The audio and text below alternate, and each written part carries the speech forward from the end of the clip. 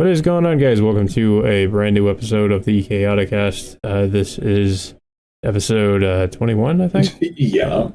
Which is the game. We decided that for this episode we would be doing something known as the Kaotikast Awards, where we give out awards for various different pieces, or different things in media, such as video games, movies, anime, shows, all that kind of stuff. But of course, with me as always, I have Levy the Amish Man. I have internet now, which is why we hadn't done shit in a few weeks. Oh, yeah, I should address that. Yeah, so we did say it was going to be a couple weeks before we did another podcast, but it ended up being a little bit longer than that because of Levy's internet issues. Yeah, and I don't want to do it with a fucking hotspot because that doesn't work. Yeah. So, anyways, I guess we should go over just how much stuff has happened in the past few weeks. Yeah, which is perfect. This will actually segue it from what we usually do. Yeah, well, let's say what's happened for the past few weeks. People still mad about the Game Awards. Yeah. Cyberpunk was another one. Yeah, well, yeah, of course we have. I guess people still are upset about that. I really don't care too much because, I at the time, I was kind of upset, but a part of me, even at the time, expected it to happen. I pretty much knew that The Last of Us 2 was probably most likely going to win. Unfortunately, but so it's not too surprising. Ghosts should definitely have won if it were a fair awards show. Actually, funnily enough, you say that, but later on, we had because all of these fucking game companies or gaming journalists came out and said that Hades was the best game. I mean, it would have been a little bit surprising, but yeah, I guess I could see Hades potentially winning. No, GameSpot, Destructoid, Eurogamer, they all gave it to Hades as the ultimate game of the year. Yeah, I mean I kind of was under the impression that most of the game journals were in the Naughty Dog and The Last of Us 2's Part 2's corner, honestly. So that's also why I guess it's a little bit surprising that they wanted Hades to win. Well, Hades was a better game, better music, and better everything about it. Probably was. Yeah. But, I mean, Naughty Dog probably, let's be honest, probably, gave them some deal or paid them off or something to say, hey, give us Game of the Year. It is possible. But, yeah. And they said, Hades had a better story and had more crunch. It's you say that, but look. Well, Hades is also made by an indie game, so it's not really the same thing. It's AAA. But it's funny though because they actually came out with statistics of unique dialogues that came out. The main character has 8,500 unique dialogue in it. So is that based on choices you make? Or something? Just overall in the game, he had a lot of unique dialogue choices. But yeah, some of them had every time you died to something, someone would tell you, "Oh yeah, you died to this monster. You suck." That's pretty cool. I still need to play Hades. Yeah, I gave that to you. I know. I've just been preoccupied with the other game that we're going to be talking about. Right. Broken Punk fucking refund. Need my refund. Yeah. So Cyberpunk came out and it did not have a very good launch. It probably had the one of the worst launches the game has had in recent memory, honestly. So, it came out and had a lot of bugs, a lot of problems. I don't necessarily think that's the main problem, though, if I'm being honest, because somebody brought this up, and I think that's pretty accurate. I think the main problem more so is a lot of the things that CD Projekt was saying that the game was going to be about and what you would be able to do in the game before it came out did not, of course, end up being in the game. People thought that this was going to be a game in the same vein as something like I don't know, like, your typical RPG, like, I guess to compare it to something maybe like Fallout, where you have like a custom character, as opposed to like a preset character. And you would also have much more freedom. There would be more places you could go, like you could go into buildings and stuff. There would be factions you could join. You could make a lot of these different decisions, but that's not what the game really ended up being. It ended up being more of a, I would say a linear experience. Like, it is open world, but it doesn't feel like much like an RPG.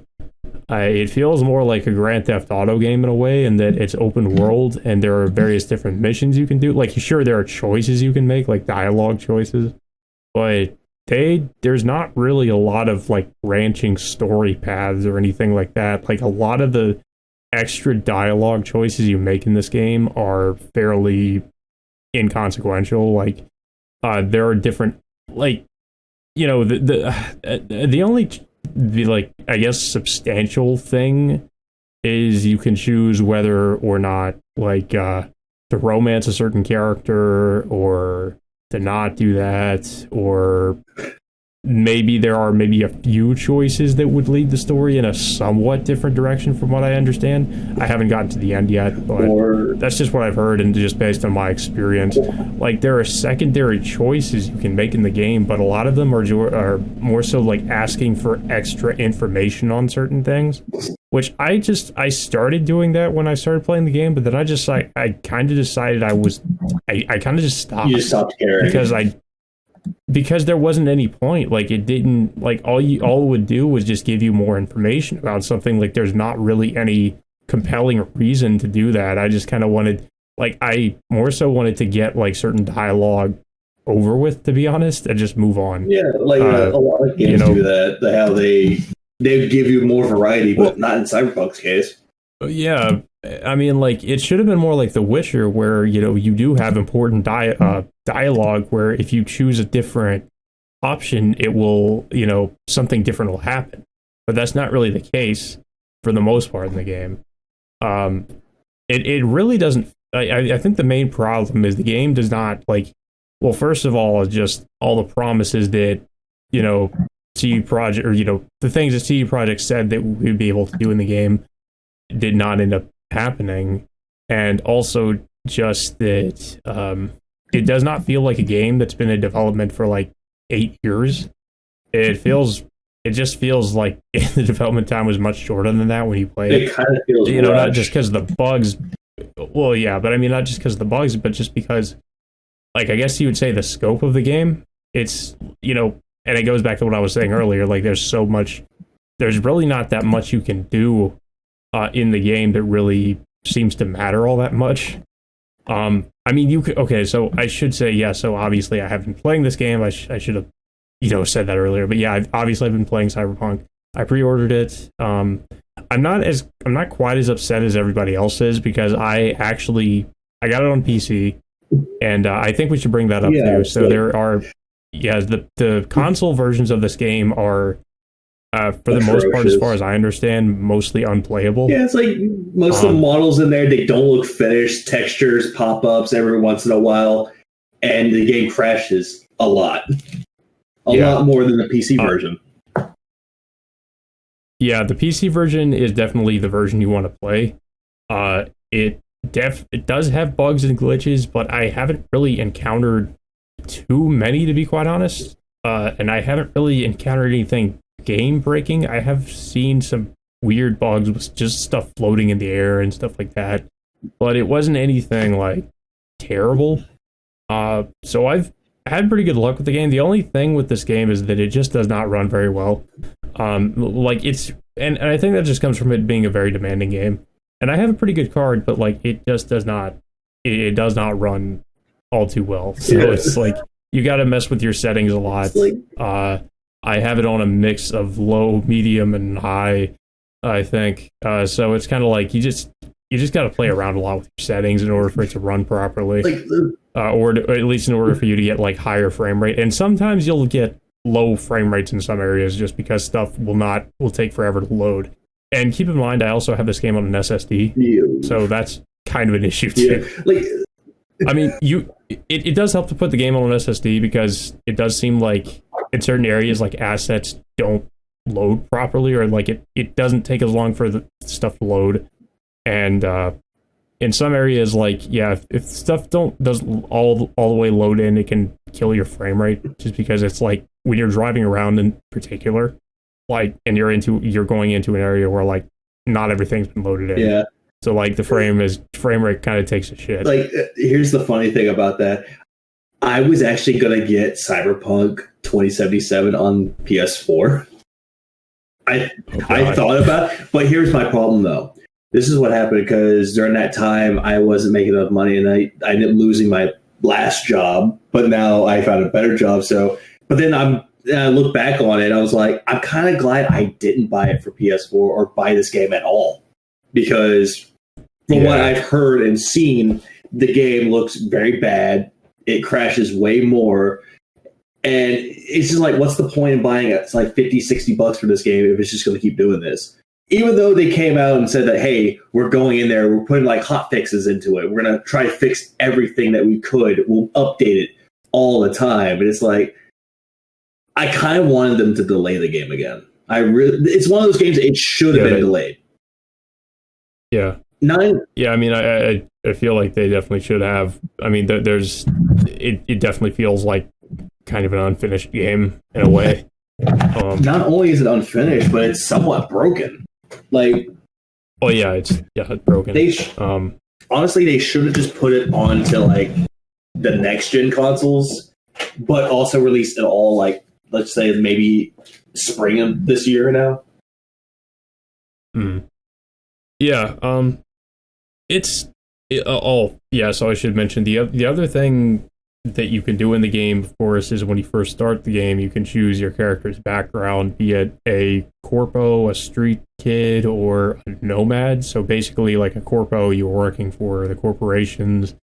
Street kid, you're basically, just I guess supposedly you're like a gangster. A nomad, you kind of like live off the land. You're a scavenger. You don't really live around Night City. I chose Nomad, but it doesn't really. I mean, even that doesn't really seem to matter all too much. Like, it just kind of changes, your character's background and how certain people refer to you, and it also gives you an extra option in dialogue where, you can have the option to say something as like a nomad, like you would only know something as that a nomad would know, but it doesn't change anything. It's just like, oh hey, yeah, I know about all this stuff, and the character you're talking to kind of like briefly acknowledges it, but it doesn't make a difference. It's just like, okay. So they tried to be like Elder Scrolls or Fallout, how it's like you have knowledge in one thing if you boost your perks for it. It's not even that. It's just if your character has that background, then you can say that stuff. Okay. It doesn't really have anything to do with your stats. Okay. I did that wrong. How like New Vegas, how you can join each faction, that type of thing. Yeah. It's like that. I mean, hell, even New Vegas has the faction element. You would think that this game would have factions because in the world you learn about these different factions in the game, but you can't join any of them. They're just there. And, you do missions for maybe characters in that faction, but you can't actually like join them or anything like that. So it just seems like a huge missed opportunity. Yeah, like I said, delayed. But you know what? We didn't talk about the main choice that you have in the game. Did you make your character have a penis or a vagina? Oh. Or did you make I played as a dude, so obviously, I did. He had like, I just gave him a huge dick. I think that's anybody's. It's like it is kind of weird how there is like a lot of customization when it comes to that. Like your when it comes to your character, that's like what it seems like they put the most effort into was like the character customization. Yeah, that's what I've seen. Yeah, it's like I find that weird. Like, yeah, they put the most effort into like, yeah, your character's physical attribute customization, and yeah, like I don't get it. But then everything else is just like, meh. It's like that's the only thing that they did good was the customization of the characters. That's the only thing. Yeah, I mean, I will say, yeah, I'm definitely disappointed in CD Projekt because I kind of had high expectations of them just because of the Witcher. The Witcher is a good franchise, and you know, I've enjoyed all the Witcher games, so I kind of had high hopes for them. But I mean, this game seems like a really ambitious game, but I kind of, you know, knowing CD Projekt Red, I was like, you know, well, they'll probably pull it off, but I didn't really expect this. Oof. Yeah, I didn't expect this to be such a disaster.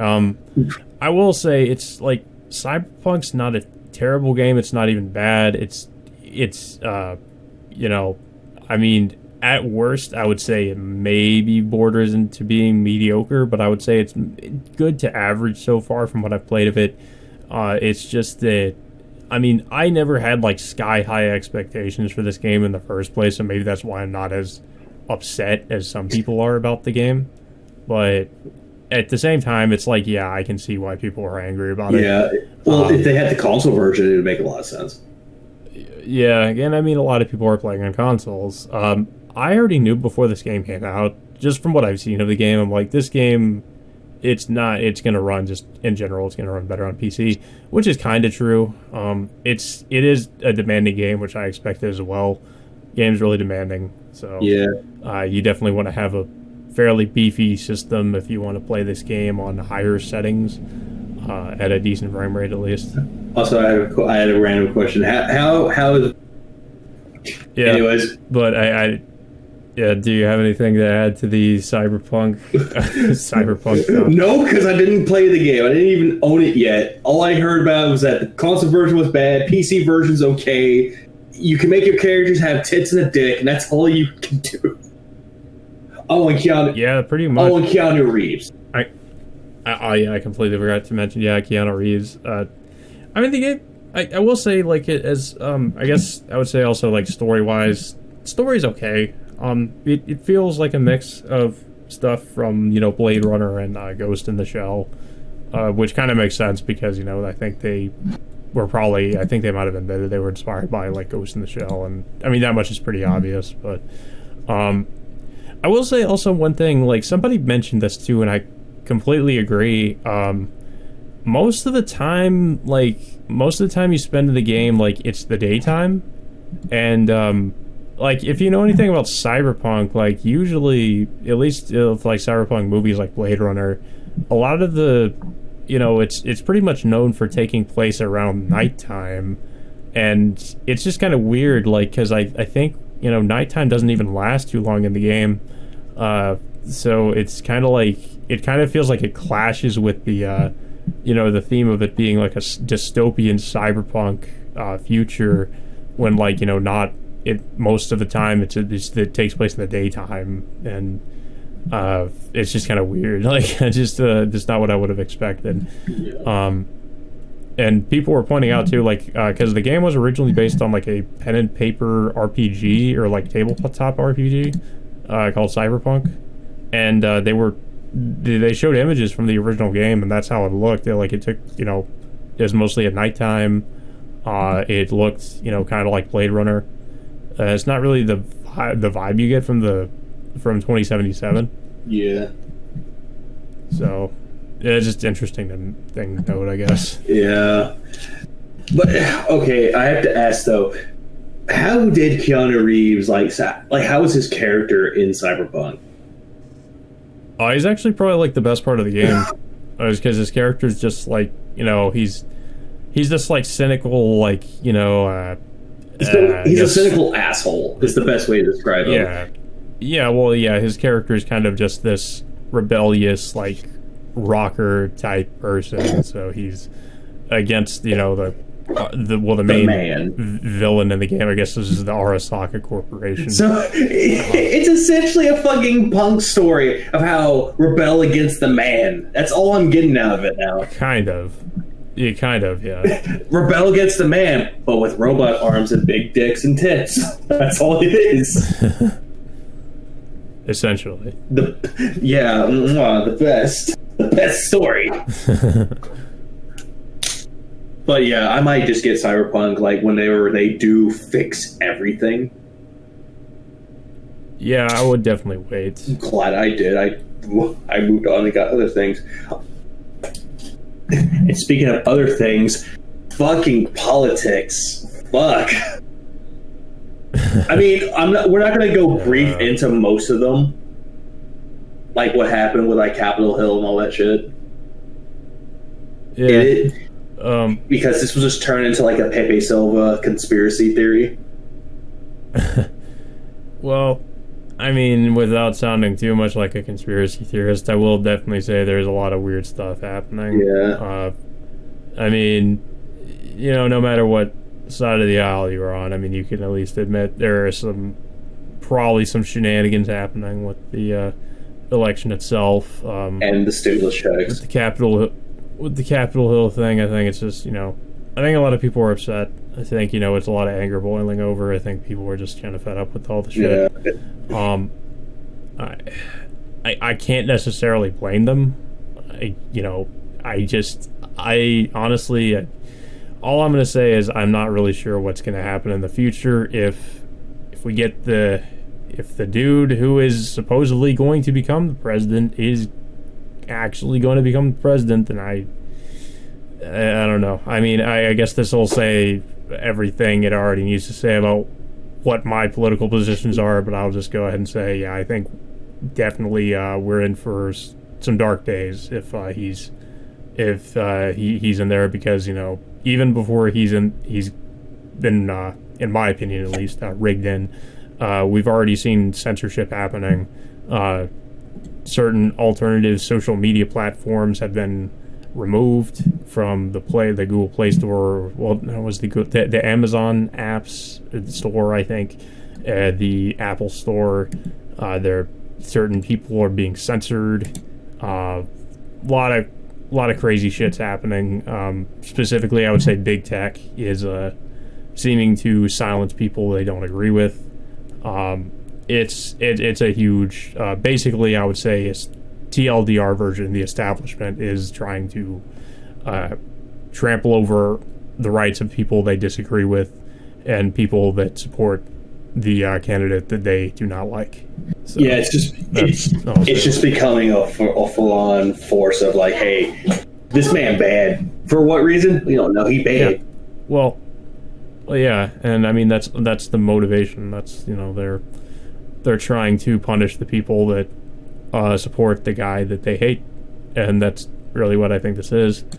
Honestly, and it's fucking scary because these people have power, and they have the power to do whatever the hell they want to you, be it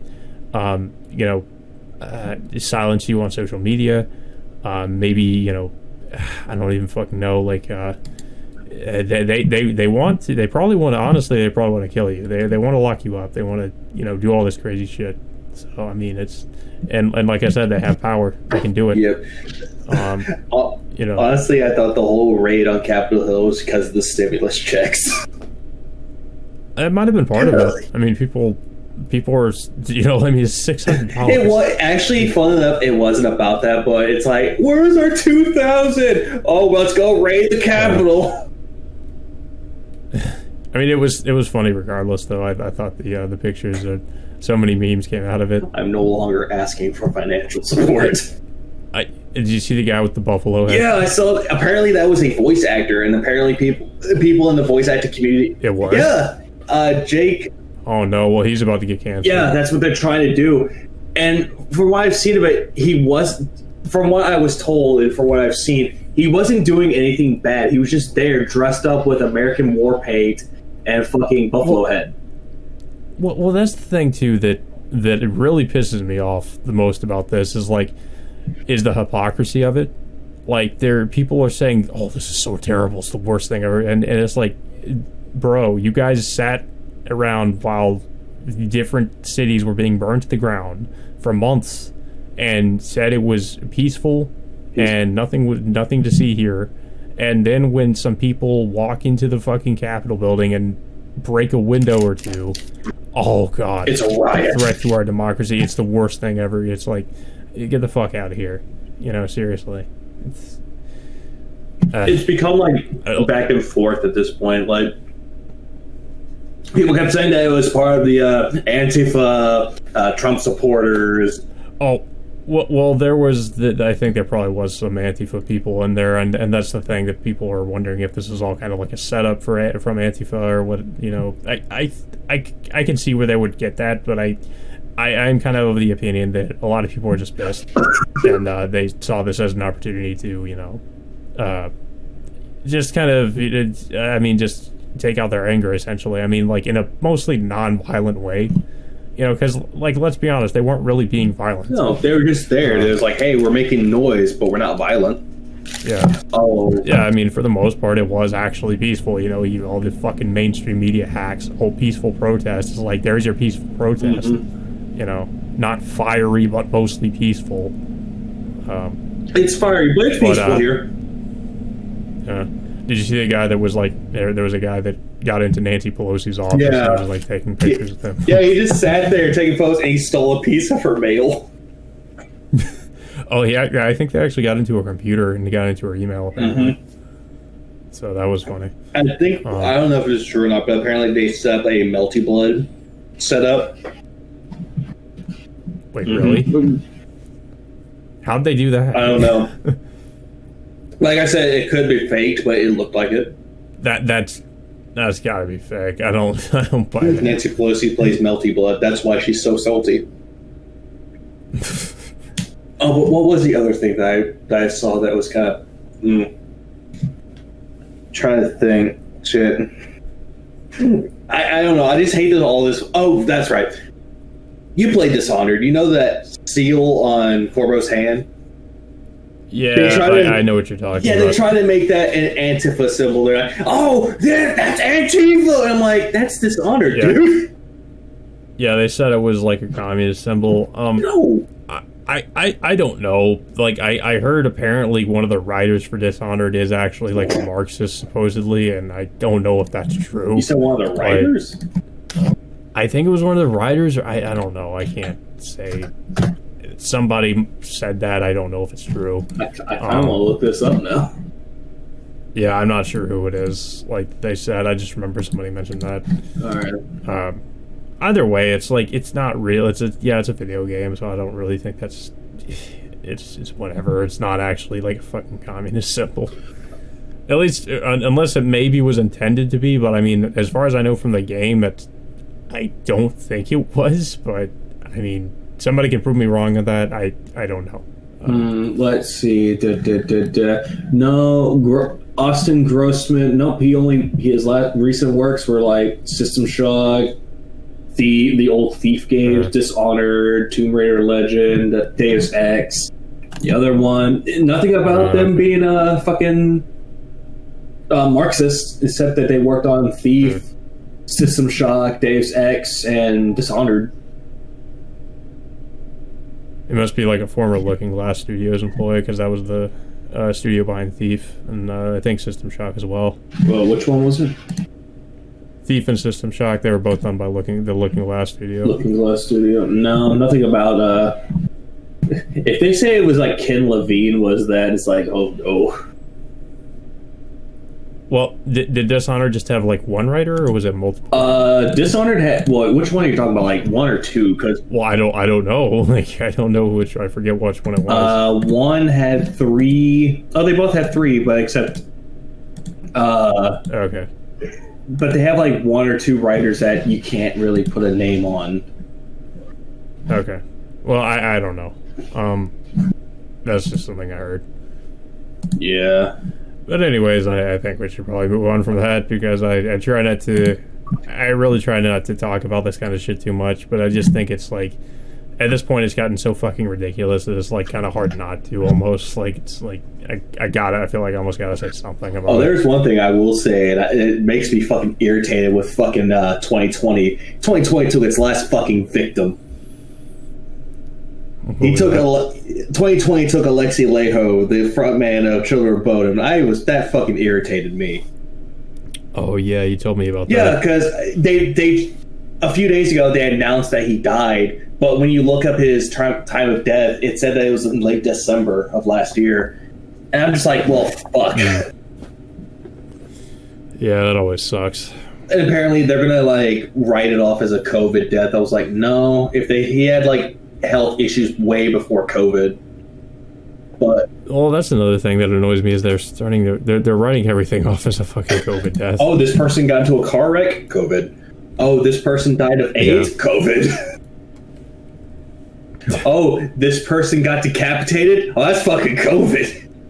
It's like, it's getting ridiculous at this point. It's just so they can inflate the numbers, I think.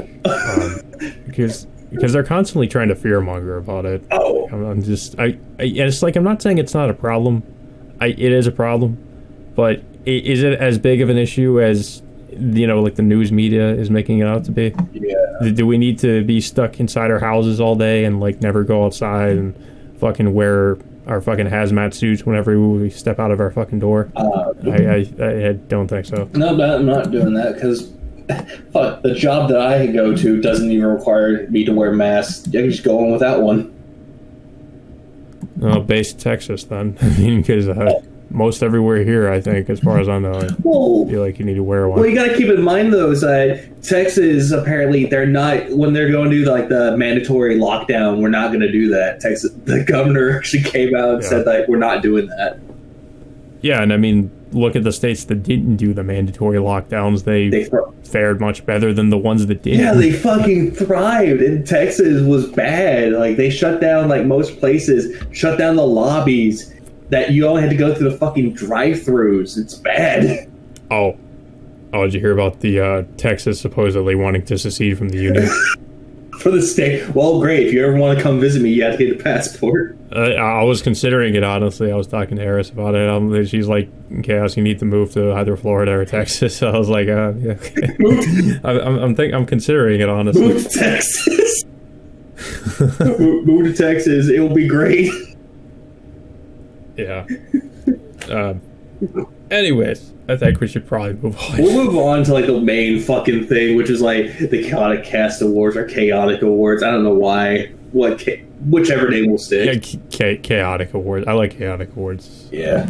Chaotic Awards better. So the only things I had like on here, I put video games, film and television, and music. And I figured that one of us should like go like which one was the best, because honestly, I only watched like one anime last year, and that's bad. I watched a few different ones, and I'm trying to remember actually. Like, same with films. Same with films. I hadn't seen much films that came out last year yet. I'm abstaining from that one. Same with TV shows. I seriously have to like look up real quick when this one anime I was thinking came out. I was like, oh fuck, that's 2019. I think the only because I was about to be like, oh, I want to give it to this one, and then I saw when it came out, I was like, oh, what, Demon Slayer? No, not Demon Slayer. Demon Slayer at this point, like, it's good, but fuck, is it overrated? I'm just like, guys, it's not amazing. So it's not I'm glad that you're not one of those people that's like, oh, best anime of the decade was Demon Slayer. No, it's like the people that say that have not seen that many anime. No, they haven't, and they want to say that My Hero Academia is like the best anime. I'm like, no, it's not. My Hero sucks. I said it before, and I'll say it again. It sucks. The main character is a fucking Shinji. I wouldn't say he's Shinji. He's your typical shonen protagonist. He's just kind of like, I'm gonna save everybody, and I'm just, Here's why I say he's a Shinji. Yeah. Because Shinji in Evangelion, I'm not including the movies, but in the show, he's whiny. Get a robot, Shinji. I don't want to. Deku, use your quirk. I don't want to use my quirk. It might hurt me. Uses his quirk. I'm in pain. But I get it. Like, I know later on he progresses and he becomes a better character, but it's like, I'm not invested enough. Okay, I literally have a list up right now of anime that came out in 2020 because I could not actually remember It's okay. Oh shit, these were like, this list was like pre-COVID because they have like series on here that was supposed to come But out they didn't. in like fall. Yeah, and then I was like pushed back. Oh Jesus. I think Oh, I think like if you think like all I know for the one award that or category I would actually do is the music one because I actually listen to a shitload of music. okay, so which category do you want to do first? I say let's do the small. I'll do the small one out the way. I'll get the music out the way. Okay, I really have no opinion on that. Well, of course you don't. You fucking otaku weeaboo. Yeah, unless we're talking about like, you know, my Japan anime or fucking music. Your fucking J-pop covers. J-pop covers of Evanescence. Get that shit out of here. Fuck. I had to.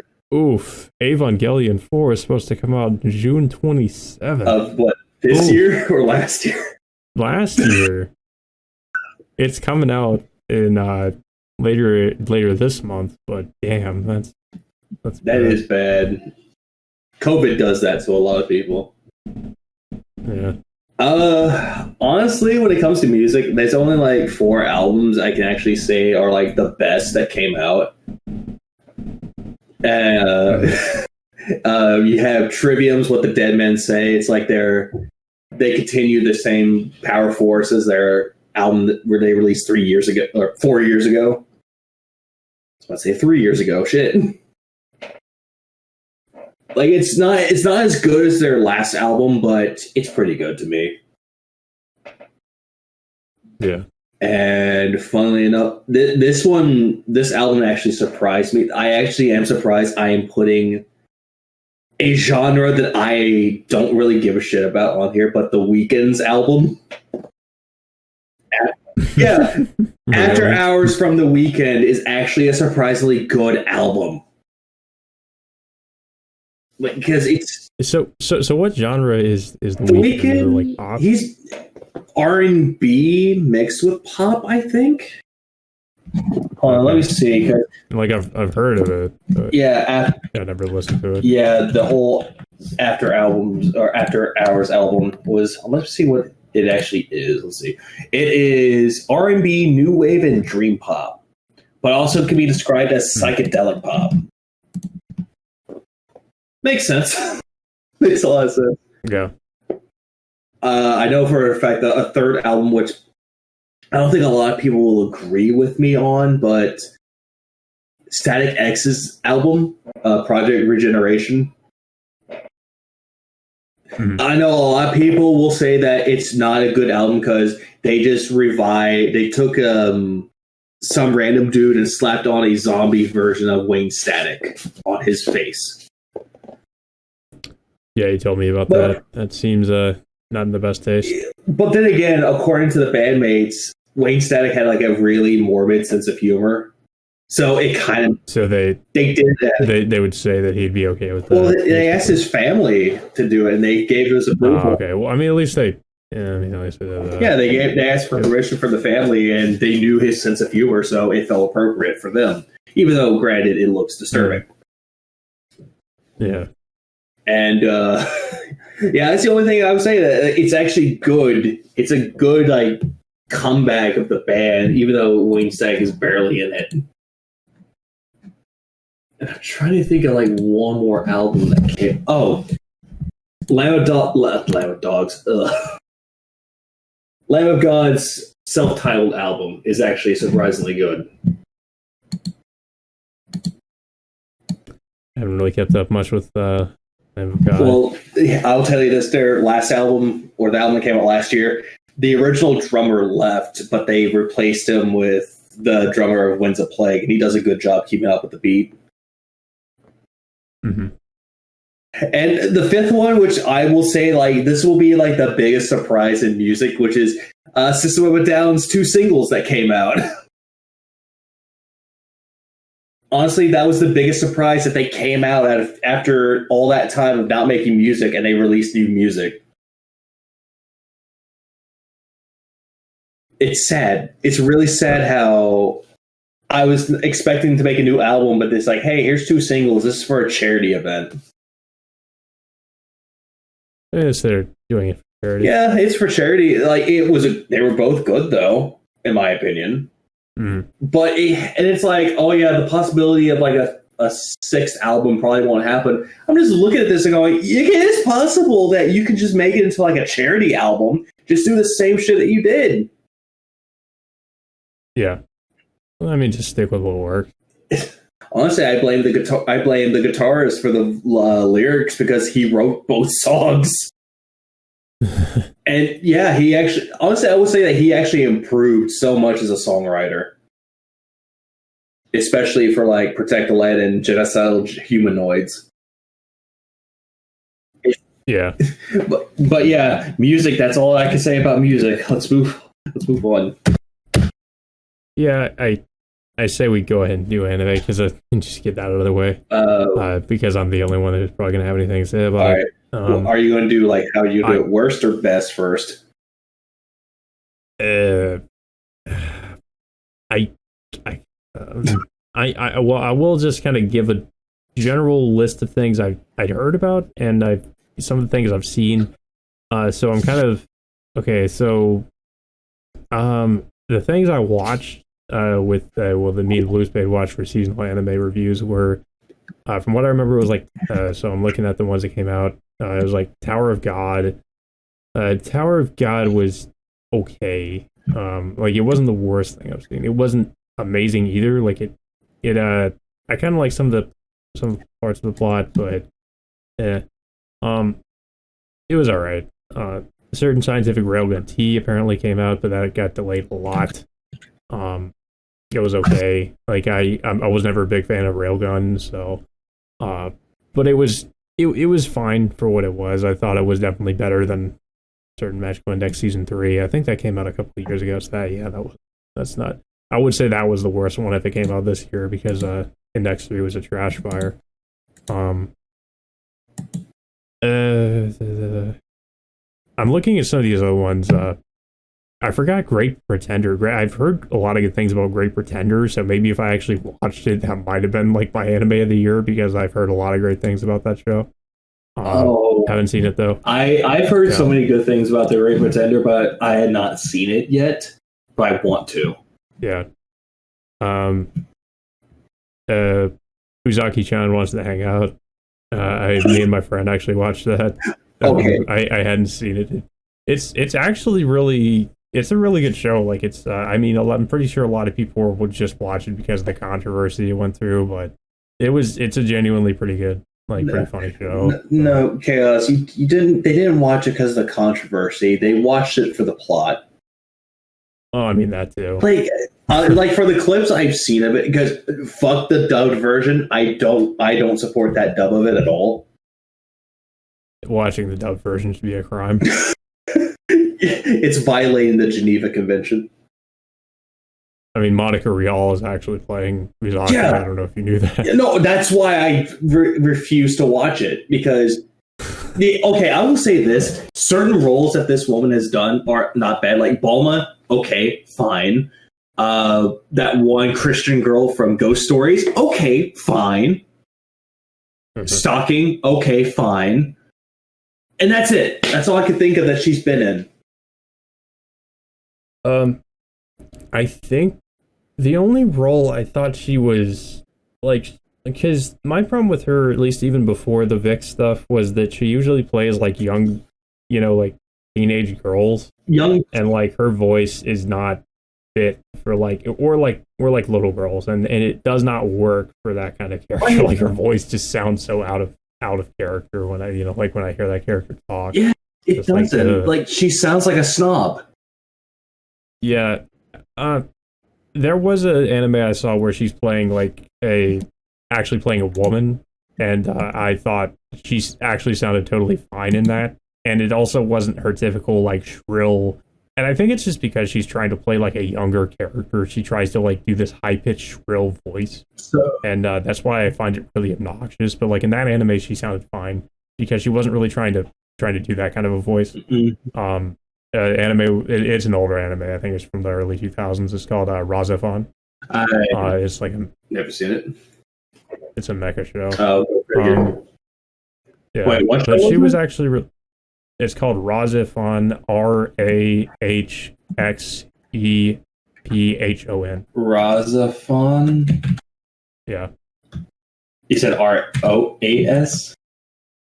No. RAH. XEPHON. Oh, I found it. Okay, I found it. Yeah.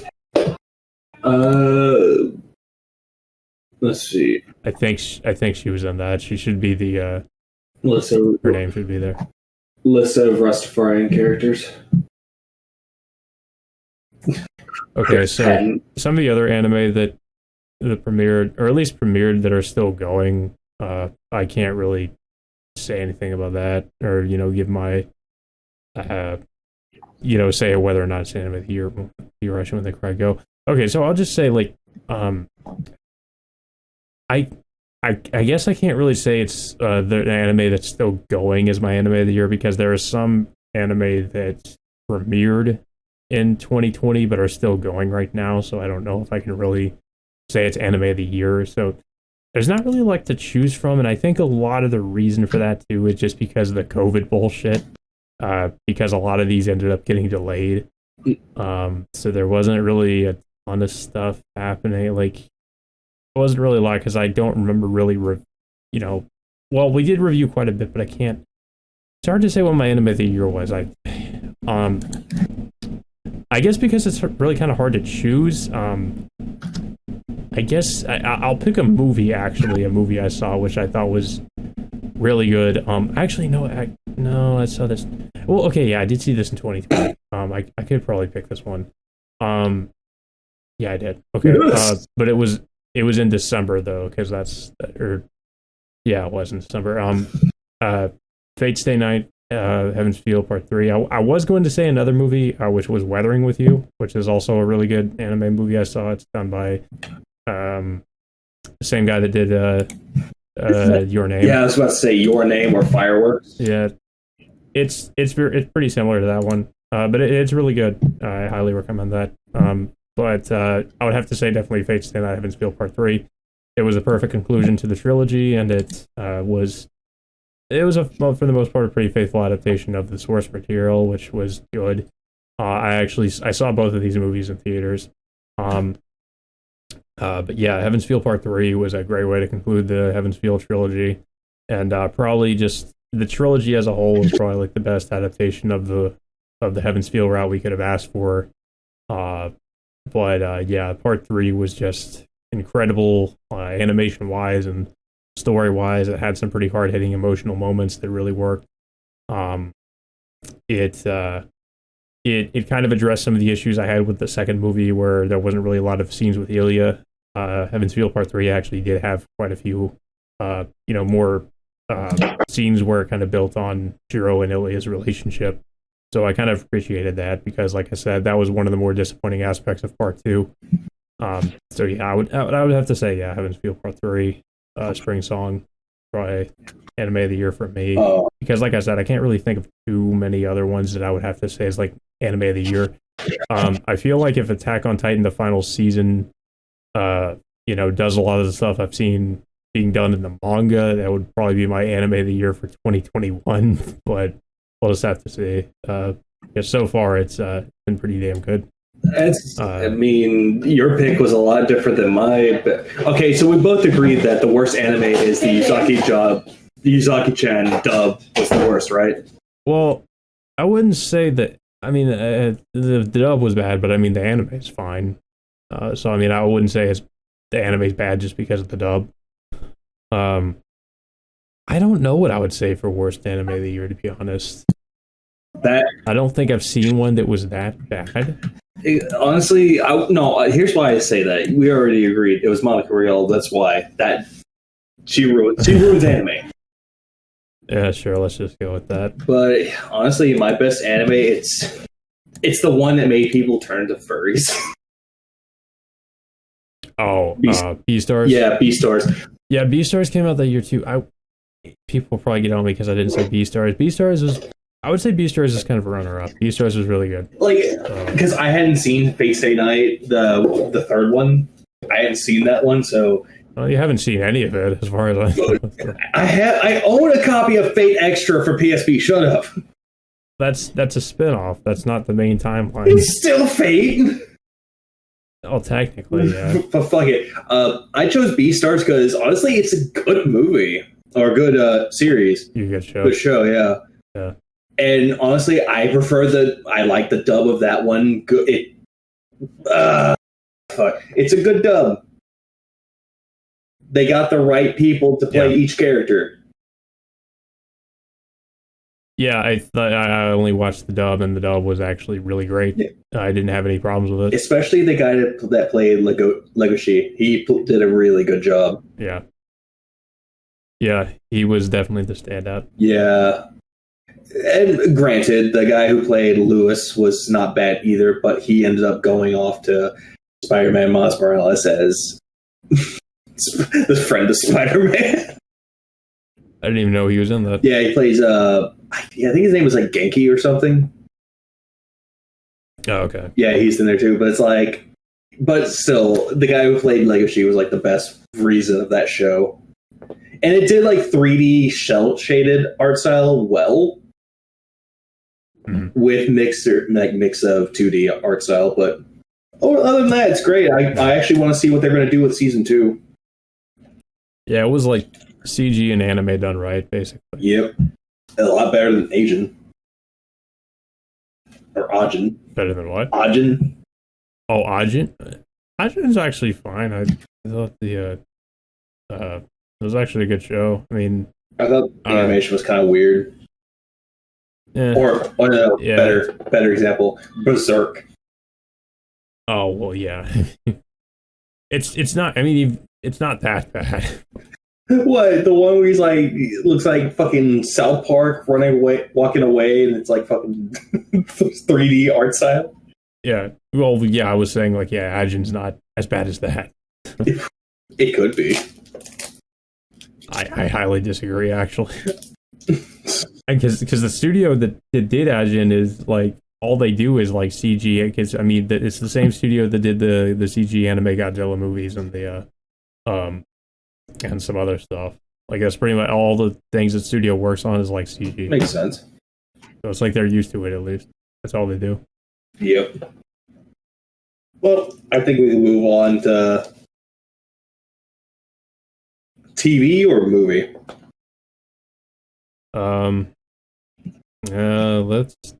Let's do movies because they're really. I mean, it was 2020, so it's like, is there really like a lot of movies we can really choose from? Oh, there's one that we could choose for the worst one. What's that? Cuties. Oh, well, yeah. That we're okay. It's a gift. Okay, I will say this: worst director and worst movie goes to the director of Cuties and that film itself. So we can just cross off the list. Mm-hmm. Because honestly, the director knew exactly what she was doing and created child porn on Netflix. So, yeah, I completely forgot that shitty Grudge remake came out in 2020. Okay, tie. It's a tie. I mean, have you seen the Grudge? Yes. Yes, I did. You did? Mm-hmm. Dude, why? Because it was on whenever my girlfriend's grandfather was over at their parents' house, so it's like, fuck it. I just don't get it. I don't either. You guys. Yeah. I guess I'd have to. I haven't even seen it. I don't even need to fucking see this fucking piece of shit. Yeah. I'll say that. I'll just go ahead and say that's like the worst one. Along with Cuties, yeah. Well, there's quite a few other. Well, yeah, Cuties. I would say Monster Hunter, but as the worst one. Yeah. The best one. That's a lot of people like. Oh, I don't know. People are mixed on Tenet. I forgot Tenet. Yeah, that came out recently. Or well, not too recently, but that came out. It came out recently. Yeah, well, I mean, it was delayed a lot. But it came out last November, though. Yeah. Oh, you want to know what movie? Oh, wait, that Artemis Fowl movie. That was bad. That Artemis Fowl movie came out. I forgot about that. I heard that movie was bad. Well, you want to know one movie that I hadn't seen, but I kind of want to, but they were saying it was bad? Wonder Woman 1984. Oh, yeah. Well, yeah, I think a lot of people were... Well, I don't know. That came out technically like this year. No, last year. Last year. When... Did they come out in December? Yeah, December last year. Okay. Yeah, I've heard a lot of bad things about that one. And it sucks because I actually like the first one. Yeah. So that's disappointing. Oh, well, apparently people said that the reason why the first one actually might have been good was, funnily enough, because of Zack Snyder. Because apparently, like, people thought Zack Snyder had a lot of involvement in that. And, like, Patty Jenkins, like, was the director of this one and had more involvement, I guess, in the movie. Well, Patty Jenkins was the director of both of them. Oh, yeah, but I think Zack Snyder wrote it. I think Patty Jenkins both wrote and directed this one, if I'm not mistaken. Well, let's see. Yeah, she did. People were thinking that might be the reason. Yeah, because I don't know. Because Zack Snyder is a good writer. Yeah. Just a director is a myth. I'm trying to think of good, like, a movie of the year. I don't know. Like, I didn't really see that many. I didn't see Tenet, so I can't. Okay. I'm going to use a cop-out answer. Oh, wait, did the Invisible Man? Yes, it did. I guess it did. Okay. Just because there's not really a lot of other good options, I guess I'll have to give it to Invisible Man. Like, it wasn't the best thing ever, but it was decent. Like, I was actually surprised with how good it was. Yeah, I heard that movie was good. Yeah, it was good. I can't really think of Sonic the Hedgehog. I actually didn't see Sonic the Hedgehog. That's why I'm using that as a cop-out answer, because as a adaptation of a film adaptation of a video game, it does it well. Oh yeah, I did see that. I did see that movie. Have you heard of that movie Freaky with Vince Vaughn? It's like a horror comedy. I've heard about it, but I never saw it. It's a weird movie. Like it's basically like if you've seen the movie Freaky Friday, Vince Vaughn, like he's a serial killer in the movie, and he switches places with like a teenage girl, like his soul switches places with her. That's what it is. So like the teenage girl's in Vince Vaughn's body, and the serial killer is in like a teenage girl's. It's actually kind of funny, some of the stuff that happens, but I actually thought it was a pretty funny movie, and it's more like, I guess you'd say a horror comedy. It's done by, I guess, the same guy that did the Happy Death Day movies, which I didn't see those. So. And Paranormal Activity 2, 3, and 4. 2 and 3 were okay, but yeah, if you get after that, it gets really stupid. And Disturbia, too. Disturbia was actually good. Yep, that was his... Okay, it wasn't his first... Yeah. No, okay, it wasn't his first movie, but he wrote it. Okay. He wrote... Let's see. He was the writer for Paranormal Activity 2, 3, and 4. But he directed the marked ones. I didn't see that one. But then directed Happy Death Day and Happy Death Day to You. I think the funniest part in Freaky was when Vince Vaughn is like, and it's like the teenage girl in Vince Vaughn's body, and she has like a crush on this dude, and the dude's like, I don't care what because she finds out that he likes her too, and he's like, well, I don't care, if whatever body you're in, I still like you. And then dude, it's such a weird scene. they're like in the back of a car, and like they literally kiss each other, and I'm just like, oh god, oh Jesus, oh god, no. That's quite interesting. Yeah. Yeah, that's probably the best scene from that movie. I recommend looking it up. I might watch that later now. I don't know if it should be on streaming services, but I think you might have to pay Can't for it. we can all agree what the best show this year was, right? Cobra Kai. I was going to say Mandalorian, but okay. Oh, well. Well, Yeah. you said Cobra Kai. Well, actually, your answer is that. Mine will be Mandalorian. Are we saying 2020? Yeah. Okay, well, yeah, okay. So, yeah, to be fair, Cobra Kai didn't, or season 2 didn't really, it didn't come out in 22. Well, it was put on Netflix, so, okay, so it was put on Netflix. Wasn't the third season on Netflix in 2020? Yeah, technically, yeah, but I haven't seen season 3 yet, so I would actually have to also go with Mandalorian because, yeah, I haven't seen season 3 of Cobra Kai yet. But if I did, I'd probably have to. It'd be a hard choice between Cobra Kai and Mandalorian. I'm going with Mandalorian because the Did you first see season. season 2? I finally finished it. Yeah. Okay.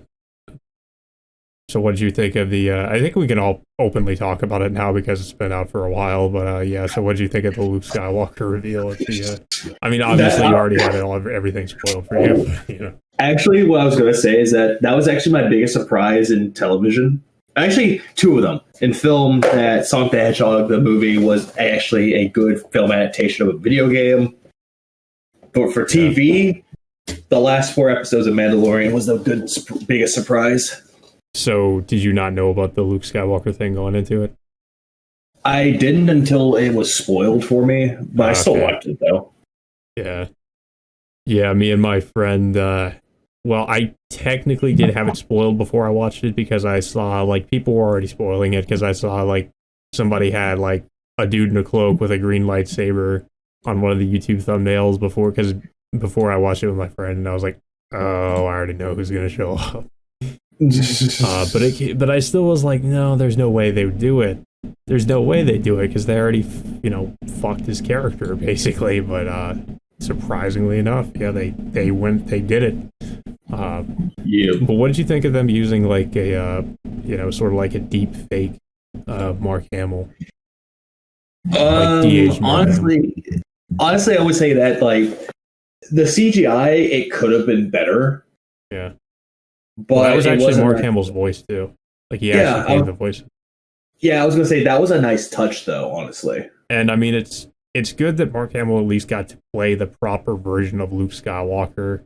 Because he seemed very thankful for, Jon Favreau and Dave Filoni for having, actually being able to really, I would say, properly reprise his role as Luke Skywalker. Because because we all know how he said he was over his portrayal in The Last Jedi, so it's good that at least he finally got probably the thing that he wanted, which was to play actually play Luke Skywalker.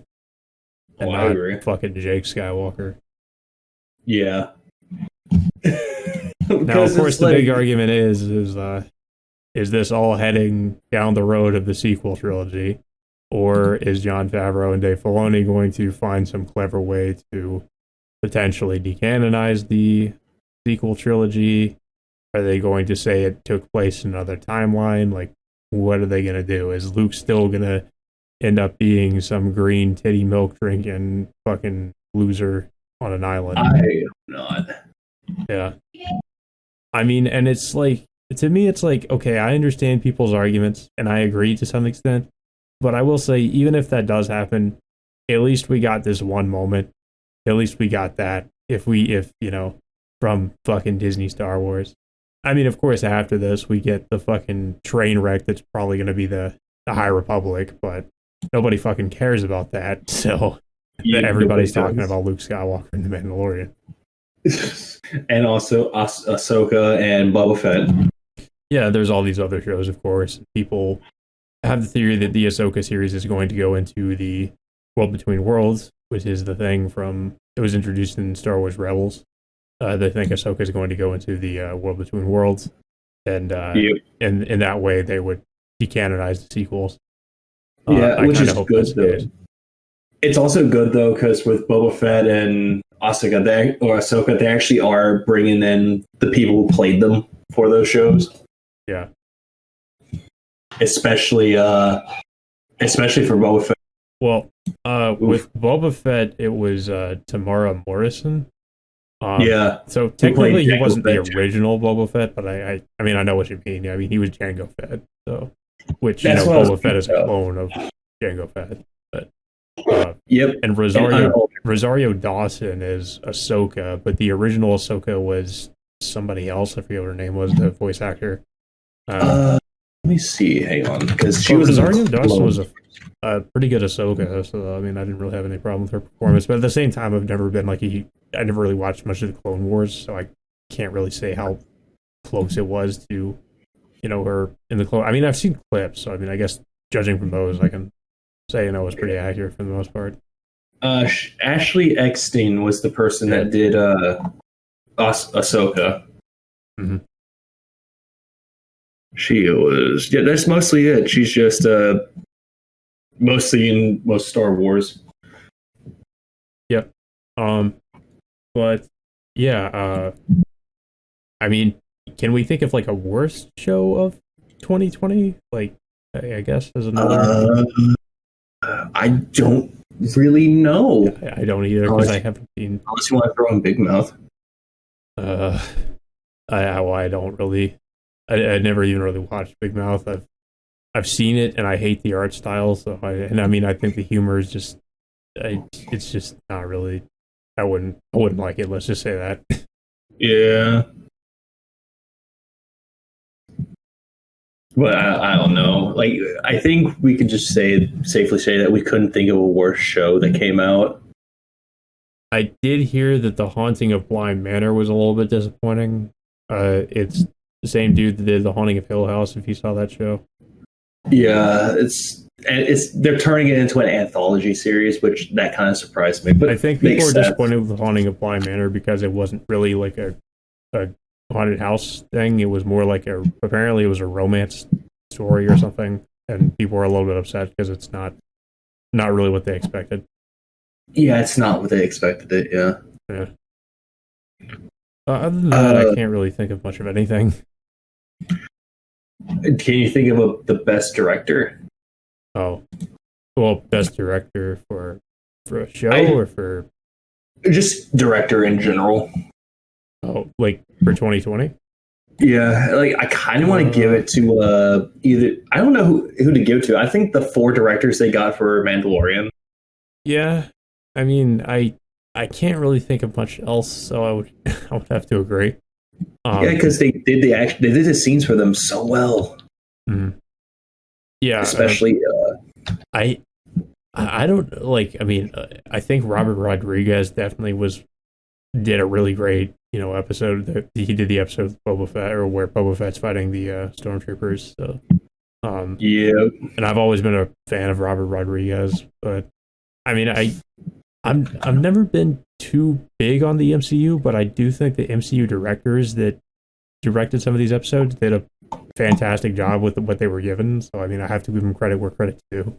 And it's like it's funny because episode 2 was like the weakest episode, but the same dude that directed episode 2 also did the probably the best episode of, well, not even just season 2, but probably like the whole series so far. With the rescue where Luke Skywalker shows up. So I mean, it's kind of funny how he did like the weakest episode and then also like the best episode. Who did? It's I forget what his name was. He's the Ant-Man director. Peyton Reed, yeah. Yeah, that's the one thing. Yeah, because honestly, the 10th episode or the 2nd episode of season 2, I didn't care for it. Yeah, and pretty much everybody's opinion, it was like the weakest episode. It's I thought it was okay. Like, I mean, I kind of like the giant spider thing. I thought it was creepy, but other than that, it's like there's not really much plot progression in the episode. They're just kind of stuck and fighting off the spiders. Yeah. Yeah, it's like I didn't mind season or that episode. Is like he redeemed himself with the last episode. Oh, for sure. Yep. Yeah, Robert Rodriguez did really good. And also Dave Filoni did a really good job with the 5th episode. Yeah, I forgot. Yeah, I forgot he did that. Also, Carl Weathers did one episode too. The guy that plays I think his character's name is Grief Garga.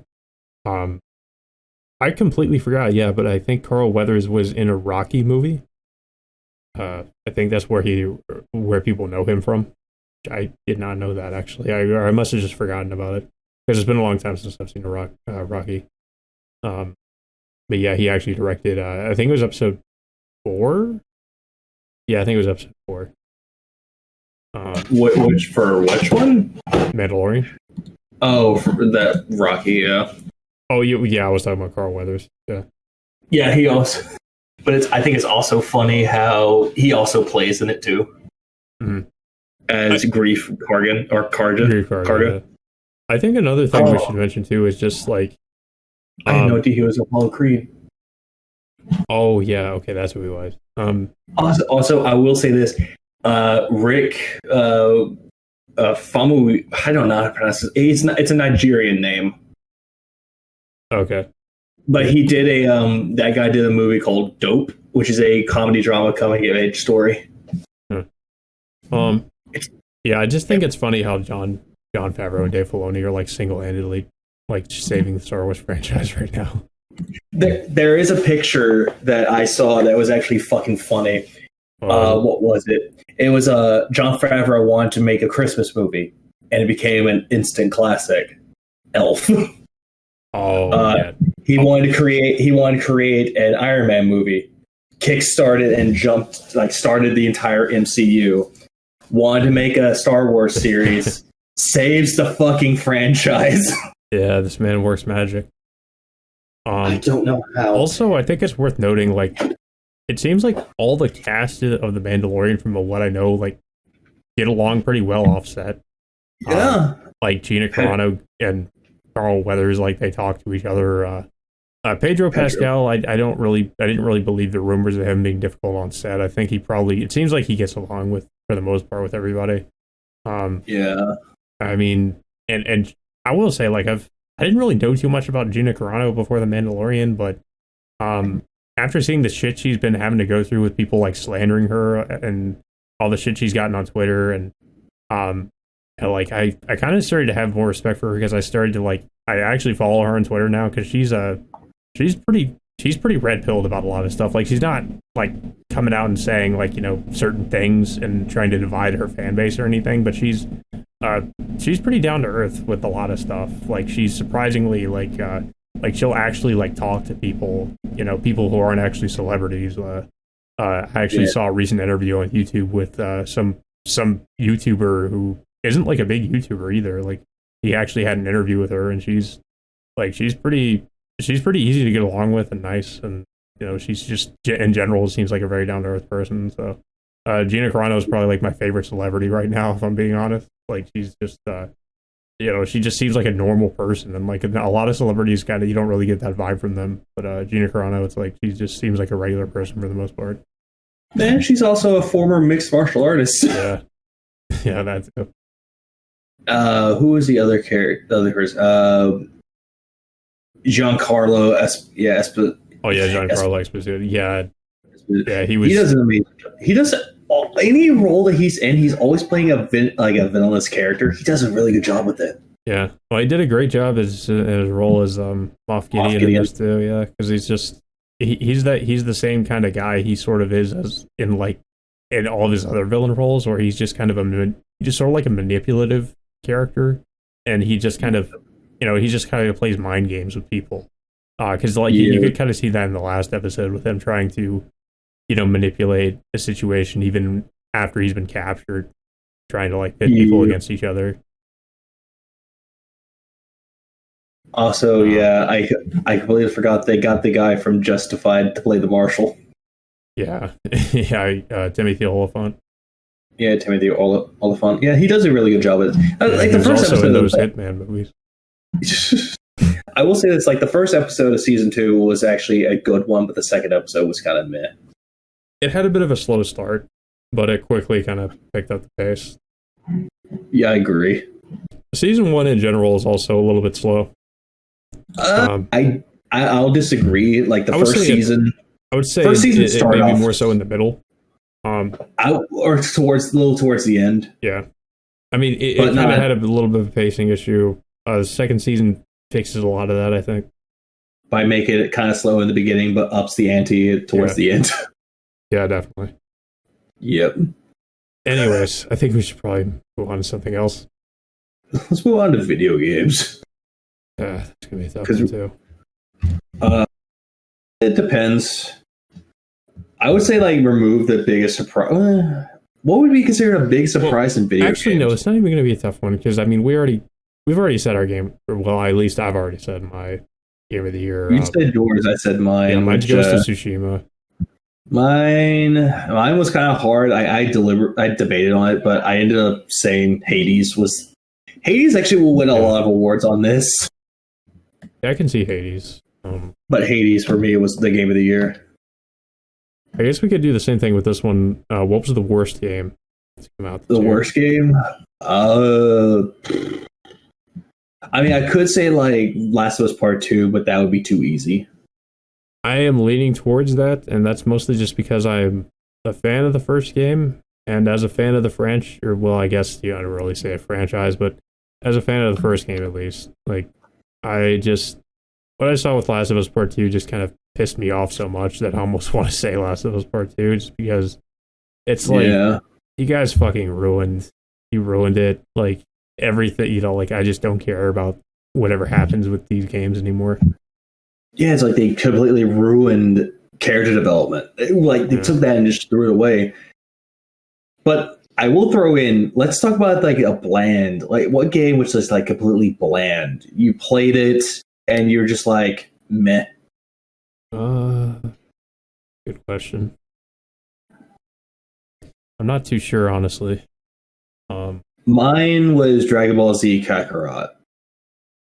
I haven't heard too much about that game, so I don't. I mean, was it it just wasn't. It's essentially like major plot arcs in Dragon Ball Z. You play through it, but it added in like elements from Yakuza with like side stories and all that shit. Okay. Like I looked into it, I was like, this game might be really good. I enjoyed the beginning of it, but as I played more of it, I got bored with it. It was like, speaking of Yakuza, some people like I've heard that they were like surprised that Yakuza 7 like wasn't on for Game of the Year. I guess because it came out so late. It was. It wasn't. Oh yeah, it was. Okay, never mind. Game. I guess they were arguing it should have won some awards. Hold on, I'm gonna look this up now. I'm not sure if it did, but it was nominated, but it lost. Yeah. I mean, it's one of the rare cases where like a franchise drastically changes up the formula and actually does it right, from what I've been hearing. It was nominated for Best RPG in the Game Awards and Golden Joystick Awards for Ultimate Game of the Year, but it didn't win it. What won Best RPG? Was it Persona?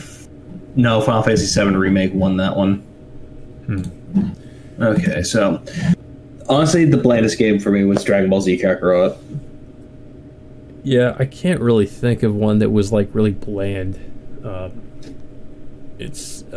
You could kind of say that to Cyberpunk.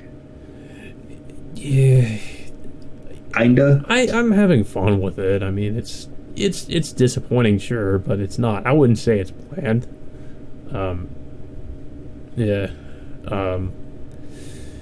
really trying to rack my brain now because I'm trying to remember the games I played, or at least the games that came out in 2020 that I played. So Final Fantasy VII Remake.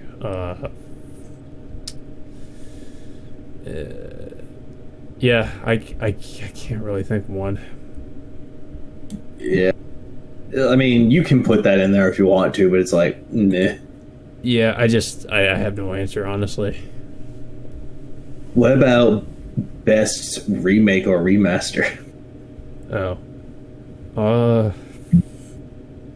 I kind of wish I would have played the original Final Fantasy VII, because at least then I would have been able to say how good of a remake it really was. But I mean, as a game in and of itself, it was good. Honestly, with me though, I say that Mafia was like the best remake and remaster. Yeah, I mean, it was pretty much a 1-to-1 from the original game too. I mean, it just had updated visuals and different gameplay mechanics. I think it did cut out some tedious things, apparently, from what I heard from the original Mafia. Yeah, it did, from what I heard, yeah. I will say the worst part, apparently it's even worse in the original game, but I will say like the worst part of that remake was the racing segment. I agree. I hated that. The car handles like ass. It's terrible. Of course it did. I mean, it's a car from the 30s, but still, it's just, it's awful. And I'm not a fan of racing games in general, so I mean, like, I was just like, just please to get this over with. It's so bad. Yeah, and then once you do it, the racing stages are done. No more after that. Yeah. Yeah, the game is surprisingly linear. Like, I didn't really know too much about Mafia going into it, or at least the first game, because I kind of, as we know, the second game and the third one are both open world games, and this game was pretty linear. It's just kind of mission based, and I mean, you can go around the city, but it's not like there's not really much side content to speak of, so it's pretty much just a linear game. I think I can also say that I wanted to put this on there, but it was a runner-up, which was a Story of Seasons, Friends of Mineral Town, just because I grew up playing the original one. Yeah, okay. It was Harvest Moon, whatever. Yeah, you told me about it. It's a good game, like everything is done right about it, but it's like I had more fun with Mafia. Yeah, I did have a lot of fun with Mafia. So it was. I could say SpongeBob, but no. Yeah, Mafia was a good remake. Definitely worth picking up, especially if you see it on sale. Yeah. What would you say to be the worst remake or remaster? I think I already know the answer. There was a lot of remakes that came out, so. There's a lot of them, yeah. Yeah, like fuck. That's. I don't really know. Like I mean, as far as like games that I thought were bland, I can't really think of one. The worst remake, I Resident Evil 3. Yeah. Oh yeah, I could. Yeah, that did come out last year. I love how you're like, I completely forgot about it. It's a forgettable game. Would you say that? Let's put that in both categories. Bland game. Yeah, Resident Evil 3 remake. It's meh. I listened to somebody say that the worst game of 2020 was Resident Evil 3. Oh, who said that? I was listening to the official podcast, and one of them said that game was bad because they were hoping to be as good as Resident Evil 2 remake. Yeah, it's not. It's not. It can't hold a candle to that. I mean, it can't even hold a candle to the original game. No, because it's very linear and it lacks a lot of the openness of the original game, and there's no choice system. There are maps that have been completely removed, areas completely removed. Nemesis, they kind of changed things about Nemesis and how he works apparently. A lot of the ideas they had in the original game, I really wish they would have brought over into the remake. It's pretty disappointing to see all the stuff that was cut out. It just feels like it was kind of rushed out the door, to be honest. And I mean, it kind of was, because it really didn't come out too long after the Resident Evil 2 remake. No. So yeah, I mean, it's just a disappointing game. It would fit both categories, bland game and just, I would have to say, the worst remake that I've seen. Worst remake, bland game. Oh, but there's Resident Evil Resistance on it, which was not that good. I completely forgot about that too. Yeah, Resistance was something that basically came with the game, and people played it for a little while, and then I think everybody forgot about it. I mean, I think a lot of people forgot about it. Does it even still have fucking people playing that game? Because I mean, I'm pretty sure there are, but there had to have been like a huge amount of people just kind of leaving not playing that game anymore. Because a lot of people, like, a lot of the reviews I've seen, they're just like, yeah, Resident Evil Resistance is just kind of an add-on to the game, and it feels like a tacked-on thing, and it's sort of a waste of time. Is this by a million? Are you, like, actually looking this up? Yes, I am. I think if you go on Steam, you can also see like the amount of players. Oof. What? Average players, I don't think it says anything about current, but average players in the last 30 days of Resident Evil Resistance, in the last 30 days was 257.2, or 1,522. Yeah, that's not too good. Yep. It tried and failed. And yet people were going to bat for it too. Trying to say, "Oh, it's great, guys. You just need to spend some time in the game. You need to learn how it works, guys. It's okay." I'm like, "Yeah, okay. You need to go back and if that's the hill you want to die on, bro, that's okay. Yeah, go ahead. Just go right fucking ahead." Yeah. But let's see, which console was the best and the worst of 2020? Yeah, like I kind of want to put in the PS5. Honestly, no.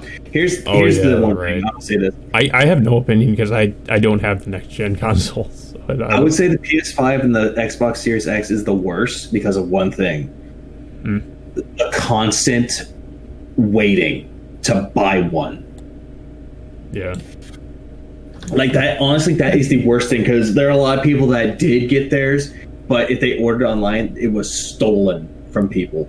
People had their consoles stolen from UPS FedEx drivers. Yeah, I don't understand it. Like, honestly, it's kind of surprising to me because, like I said, I didn't know there was this much demand for, this many people that really wanted to so badly to get like a PS5 when there's really not that many games for it at the moment. So I don't understand it.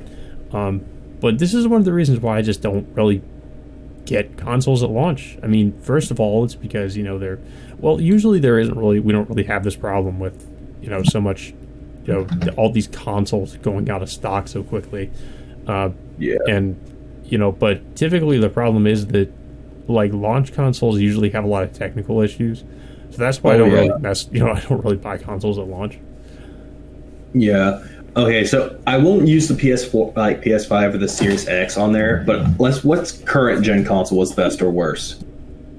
Oh, well, that's not really a yearly thing or like a 2020 specific thing, but because by current gen you mean like a PS4, Xbox One, Switch. I would have to say, for the most part, I would have to say PS4. Although later on in the life cycle, I would have to say there's not too much point to play on one, because a lot of the PS4 games did end up coming to the PC. Or PS5. Oh yeah, PS5 too. Okay, I think I forgot to mention. Here's what I mean by like best consoles. Like games that they had games for, like had most exclusives for, in your opinion, and games that didn't have. Like the worst console would still be the Xbox One. Yeah, well, in terms of exclusives, you'd have to definitely give that to Switch. Yeah, like honestly, for me, I would say PS4, but I had a lot. Well, then again, I bought a lot more games for the PS4, but the one console I kept going back to is my Switch. Yeah. Well, I mean, it did, and it still has exclusives. It still has exclusives. It still does what it's supposed to be doing. It's, hey, you want to take this game to go? Okay, you can take it to go. Yeah. I mean, it might not have as much horsepower as the other consoles, but it has games. But still, the games can still look good. I remember when that console first came out, people were complaining about the frame rate and resolution on the screen, the little handheld part. Yeah. But it's still good. Yeah. I'd have to say Switch in terms of just exclusivity.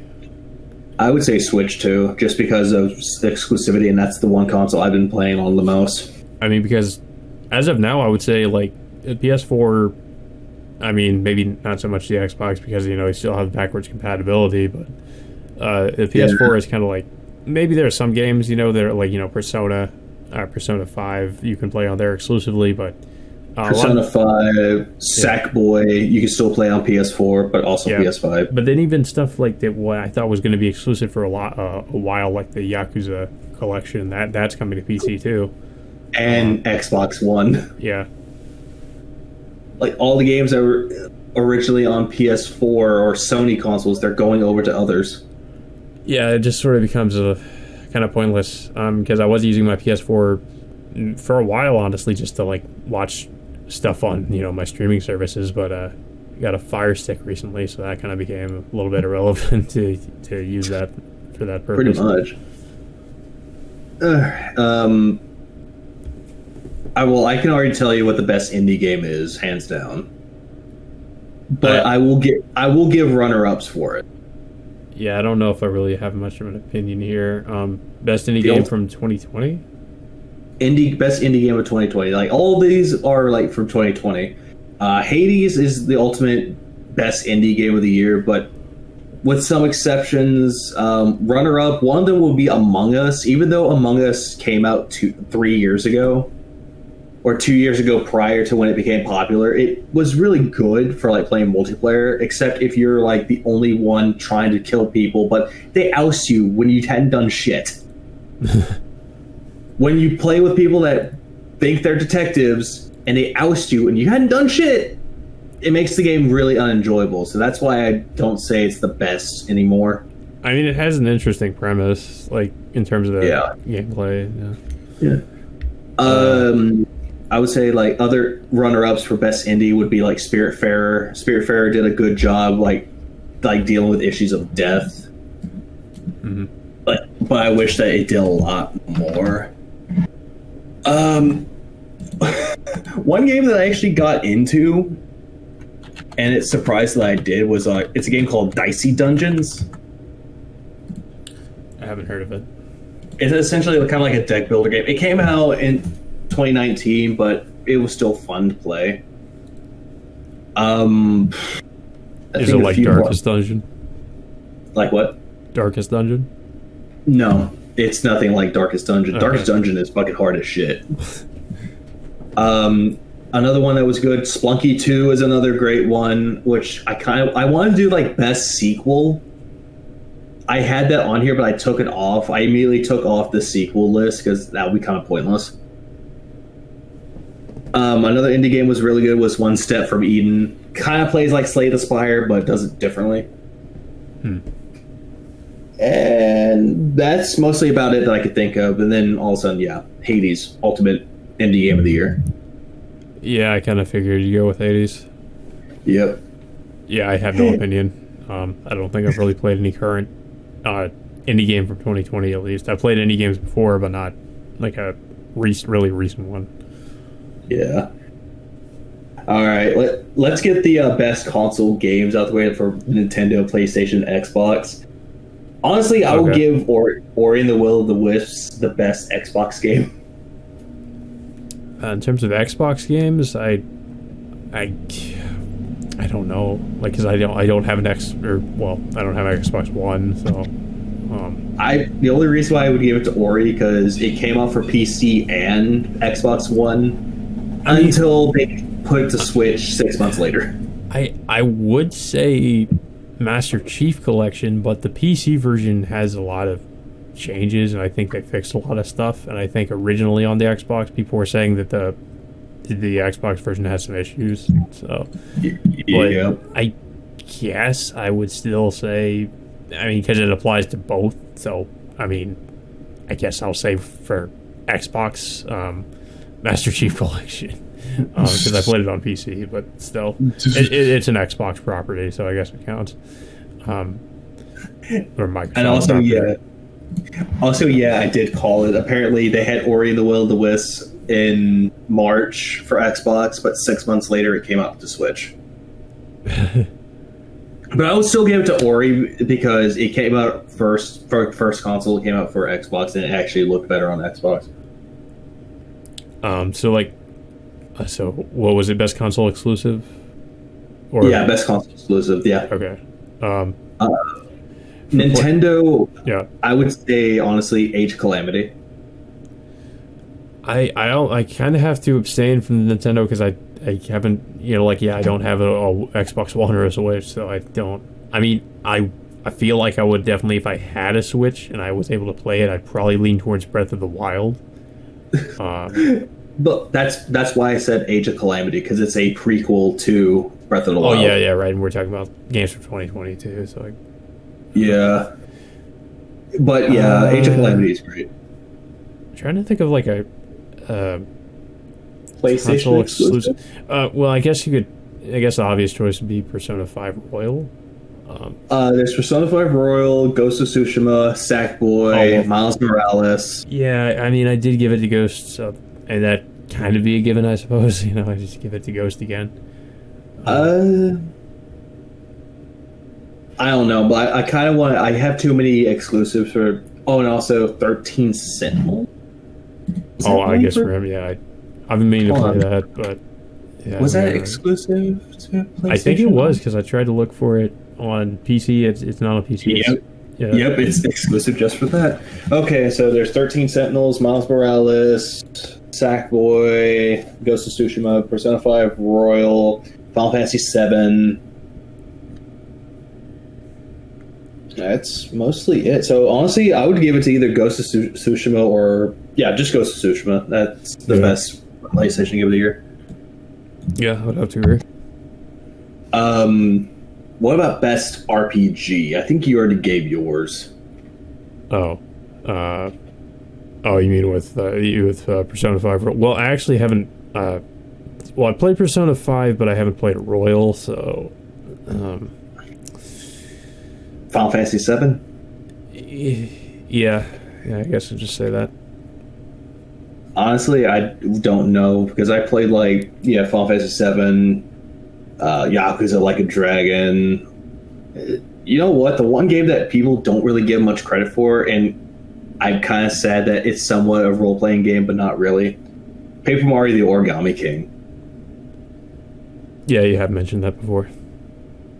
I was going to put it as my best Nintendo game until I got Age of Calamity, but for what it was worth, it was a big improvement over the other two games that came out for that series, but I don't know, everything about it was fun and enjoyable.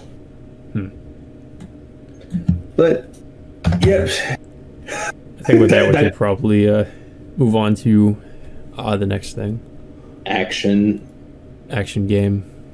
I would say action adventure game too, but I just separated them for a reason. Best action game. I'm sticking with Hades for me. Unless you had games like Doom Eternal on there. Yeah, I guess I would go with Doom Eternal. Okay, I don't want to be like the guys oh no, I told him to say Doom Eternal. No, I mean, I genuinely have a hard time thinking of much else, to be honest. I mean, Doom Eternal also was just a fantastic game, so I have to put that on some category at least. At least we're giving it an award, unlike the Game Awards. I'm genuinely shocked that it didn't get anything. It did that. Well, I'm going to become the Game Awards. I'm going to give it to Hades. So we got snubbed at that. Yeah, okay, Jeff Keighley. It wasn't me. I didn't vote this. I didn't vote for that shit. Fuck. Doritos Pop. Sure. Sure. Anyways, what about adventure game? Well, that kind of falls into the same category as action adventure, right? I separate action game. I'm thinking mostly shooters, but adventure would be action adventure. Yeah. Okay. So Ghost of Tsushima could be a good example. Yeah. Yeah, I mean, yeah, I guess I'd have to say again Ghost of Tsushima then, because I can't really think of too much else. I want to say Miles Morales, but at the same time, even though I platinumed that game 100%, you could technically also say Mafia, right? Mafia it's kind of like action adventure. Or is that more I mean, it's a third-person shooter, but it still kind of falls into that category, I think. Kind of, but it was too linear though. Action adventure is not really linear. Oh, so more like open world. Close to open world, but it you have a lot of shit you can do in the game that's not linear or just being linear. Yeah, Ghost of Tsushima then. Yeah. You know what? I will throw in best sequel if needed, because Crash 4. I still need to play that. it's a good sequel, honestly, because it does a really good job continuing the Insane trilogy. Yeah, I mean, based on what I saw, the gameplay trailers, it looks mostly to be what I saw from the Insane trilogy. You know, same kind of gameplay, which is good. Yep. Just yep. How about music? What would you say had the best music in video games? Oh, best soundtrack. Or best soundtrack, yeah. I think I said this in another podcast. Final Fantasy VII Remake. Oh no, you said that at the Game Awards whenever it won, and I was kind of disappointed with it. Did it win best score? Yes, it won best score. I think it deserves it, honestly. It had a really good soundtrack. I still think that Hades deserves best score. I haven't heard Hades soundtrack, so I can't really say. Look up if you can Darren Korb. He's the guy that does all the music for Supergiant games, and he does an amazing job with it. And I will say, as much as I fucking hate Last of Us Part 2, I can't hate it for the music. If it were just for the music, I probably it'd be a little bit. It's and if I actually really took the time to play the game, I probably would have had a hard time deciding between like Final Fantasy VII Remake and Last of Us Part 2 because, both games, Last of Us Part 1 and 2, also had really good soundtracks. What about Doom Eternal? A lot of people say that Doom Eternal has it does, but like I said before, I feel like it's a little bit too repetitive, and that a lot of the music sounds very similar. Final Fantasy VII Remake has more variety, at least with the soundtrack. I would say the same thing with Hades, because with Hades, it depends though.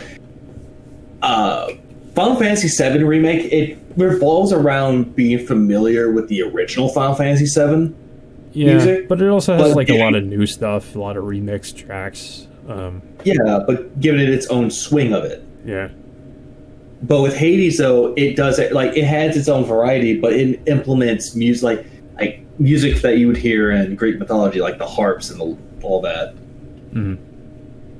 But it does a good job. That's why I'll give Darren Korb major props for the soundtrack or anything that he's done with Supergiant, because he's talented. He does a lot of great things with music, different variety for each game, and also the voice actor for the main character in Hades. Yeah, that's pretty good. It's pretty talented. It's pretty talented, yeah. Yes, he is. And I will say this: the one album I forgot to mention for best album, it was called the album was called "Songs from Supergiant Games." It was a remix rendition or orchestral rendition, whatever you call it, renditions. Can't talk. I'm tired. The songs that were in all the Supergiant games, and it was really well done. It was really good. Biggest surprise in gaming, I think we got plenty of that at the Game Awards. Yeah, we got our expectations subverted. Yeah, that's... I know for a fact, the one that you were really surprised with was Perfect Dark. Oh, yeah, well, the announcements, yeah. That definitely took me by surprise, because I did not see that coming at all. I either. Yeah, I mean, I'm glad it's coming back, because it's a franchise that I have not seen since obviously the 360 with Perfect Dark Zero. Yeah, which nobody talks about that game. Yeah, I mean, it needed to come back just because it's an old series, and we just have not seen it for years. So I'm like I said, I'm glad it's coming back. Hopefully it's in good hands. Hopefully it's going to be a good game. It could be. Yeah. Because when I first saw it, I was like, "Oh, look, it's just another generic dystopian sci-fi video game or something." And then I saw the fucking Ready, Agent Dark. Yeah, that I heard that. And I was like, "Wait a minute!" And I saw the title. I was like, "Oh shit, it's actually Perfect Dark." You're like, "Fuck yeah!" Fuck. I'm trying to think of my biggest surprises. One of them, go figure. Haha, has to be from the Game Awards too, and it has to do with Smash Brothers. Sephiroth. that was one, and yeah, haha, yeah, I bought the fucking character. Steve. Oh, Them putting in Minecraft. Steve Minecraft into Smash, and I mean, whenever I got money, I bought all the characters. Let's be honest, who aren't they putting into Smash? Gino, Waluigi, characters that people want. Let's put in everybody else. Let's give them the hope that we could put in Travis Touchdown and Gino. Nope, costumes. But I have played the 3 characters they brought in for Smash, and I have to say Sephiroth is the best out of the 3. Well, he is pretty OP, so that makes sense. He's broken. He's broken as fuck. So basically, he needs to be nerfed. Tiny bit, but not much. But Steve sucks. What can Steve even do? He can craft, like he crafts things. I know for a fact he crafts things, and he can dig around for materials. But here's my biggest problem with it: he sucks. He's not a good character. Not good range. Sephiroth just feels like he's a joke character, to be honest. Like, it's like, why would you ever want to play him seriously? I mean, he is a joke. Yeah. No, it's not because he's a joke. It's a meme. Oh yeah, I mean, Sakurai put him in there because a lot of people memed him in there. Yeah. Yeah, I mean, that's the impression I got. I was like, well, they did it because of the memes. Yep. And the character they threw in from ARMS, or Min, they threw her in from ARMS. She's not that bad of a character. A lot of people said that she was not a good character, but Steve was. I was like, I disagree entirely. Yeah. And then you bring in Sephiroth, and oh, good lord, that range. Yeah, I can kind of see that, based on his sword. Yep. And I think the second biggest surprise that I had was Sackboy actually being a good game. Oh, is this for Game Awards or just in general? In general, because I bought Sackboy. So, like, biggest surprises of 2020? Oh. I thought it was just going to be, like, good, and then they threw in, like, licensed music. Mm-hmm. And I was like, what the fuck is this? And it actually worked. But yeah, like, that was mostly it. Mostly it was just Smash Brothers and Sackboy. That was my biggest surprise. Yeah. But here's the question, though. What are you hoping for this year? In terms of video games or just, like, in general? In general, like, for anything. Like, games, music. Okay, so games, I mean, I'm kind of hoping that the next-gen consoles, like, you know, the PS5 and the Series X get, you know, actually start getting some exclusive games, maybe. I feel like I've been leaning towards the Series X if I ever get, like, a next-gen console, just mostly for the backwards compatibility aspect of the console. But I'm kind of hoping to see some, you know, I kind of want to, like I've mentioned this before, I want to see some genuine competition come back between Sony and Microsoft. I kind of want Microsoft to, you know, give us some interesting exclusives. That would be nice. But, you know, so far I'm just mostly on PC in terms of a lot of the games I've been playing. So, yeah, I'm kind of just, even if it doesn't happen, it's not a big deal because a lot of games I can just play on PC anyway. Yeah. There are some games I'm looking forward to. Stalker 2 being one of them. I really am excited for that. I know you're excited for that one. You wouldn't shut up about it. Yeah, that game's been teased for a while, so I'm glad it's finally happening. What? There's one thing I am excited for. Disco Elysium coming to consoles. Yeah.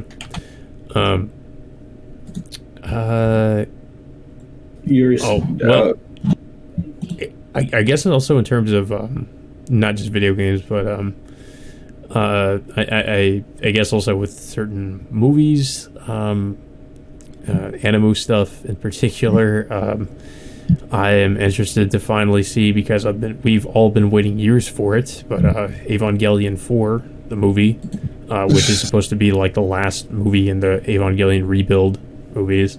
So with the original actors, I guess I'm pretty sure they'll come back. Well, at least the original actor for Shinji is going to come back.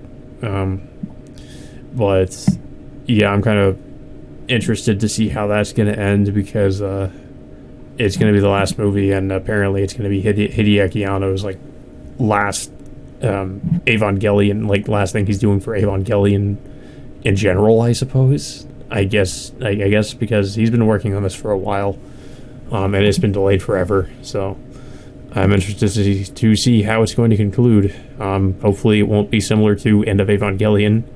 Hopefully it'll be a lot less confusing than that. But I mean, we can only hope.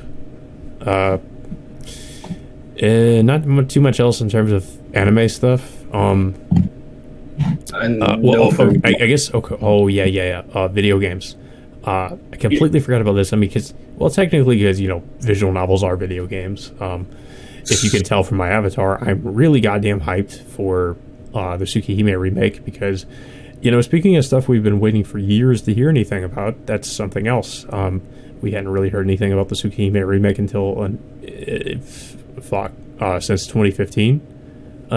We got like some updates about it, and then of course at the beginning of I think it was literally January 1st, we got like a trailer for the game, and it looks incredible.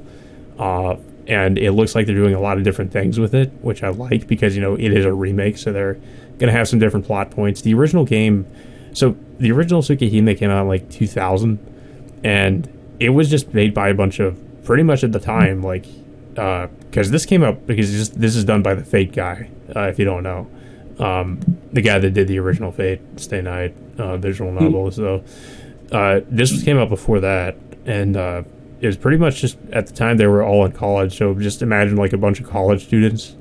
They basically, so the visual novel was very limited in terms of, like they used real backgrounds for the backgrounds, and just like, I guess, threw them into Photoshop and put like filters over them. The characters were pretty basic, but still pretty decent in terms of, somebody who's just like, I guess, like an amateur artist in college. But it's, imagine that, like, just imagine a game with very limited resources, basically, not much music to speak of, no voice acting, and then compare it to something like we're seeing with the Tsukihime remake, when they have tons of budget and so much resources and actually have voice acting and all this other stuff, and it's just night and day.